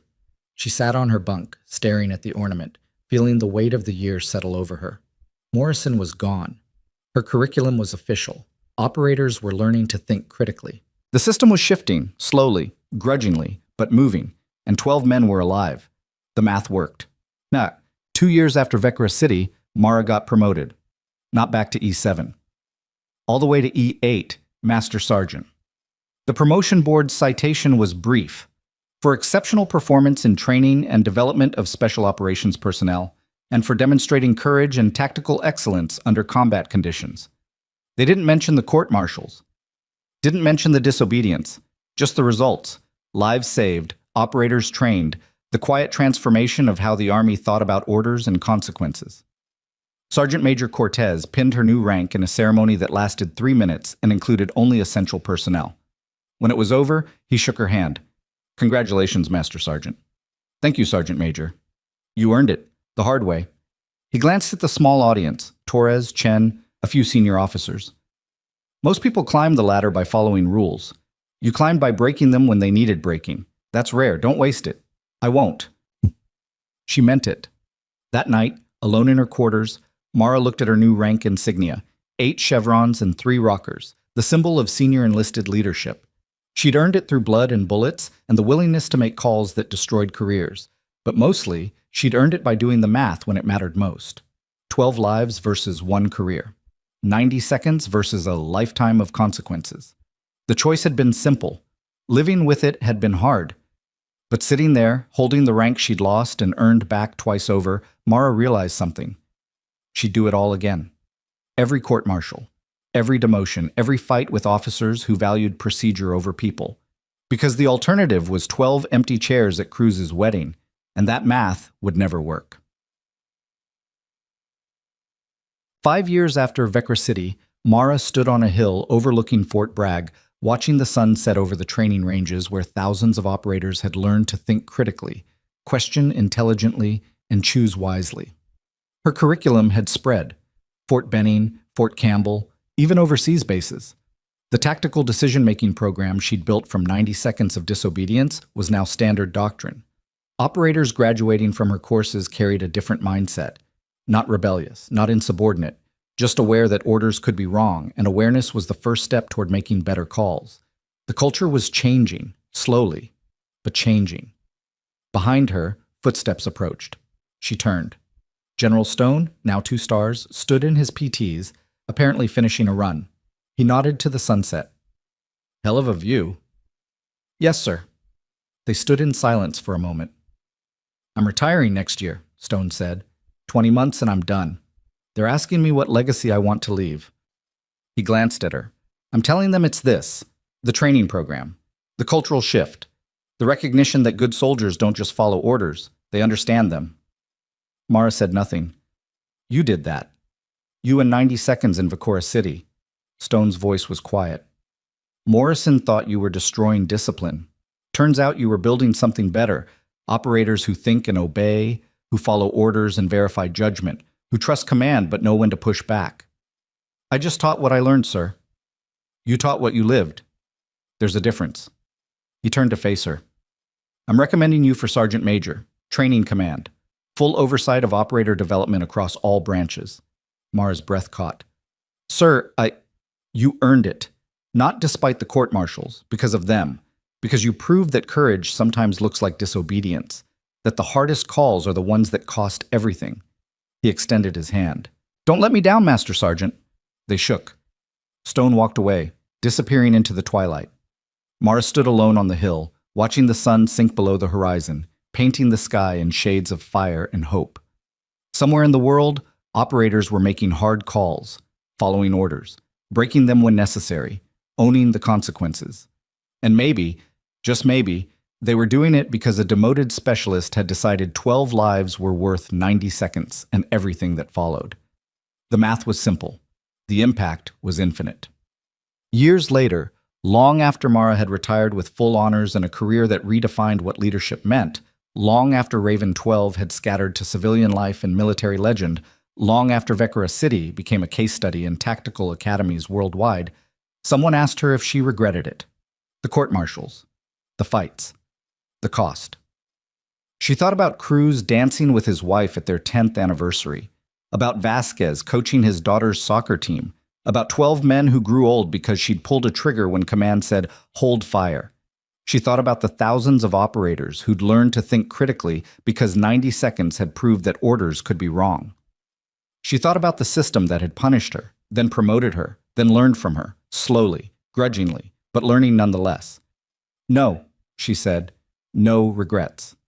Because in the end, courage wasn't about following orders or breaking them.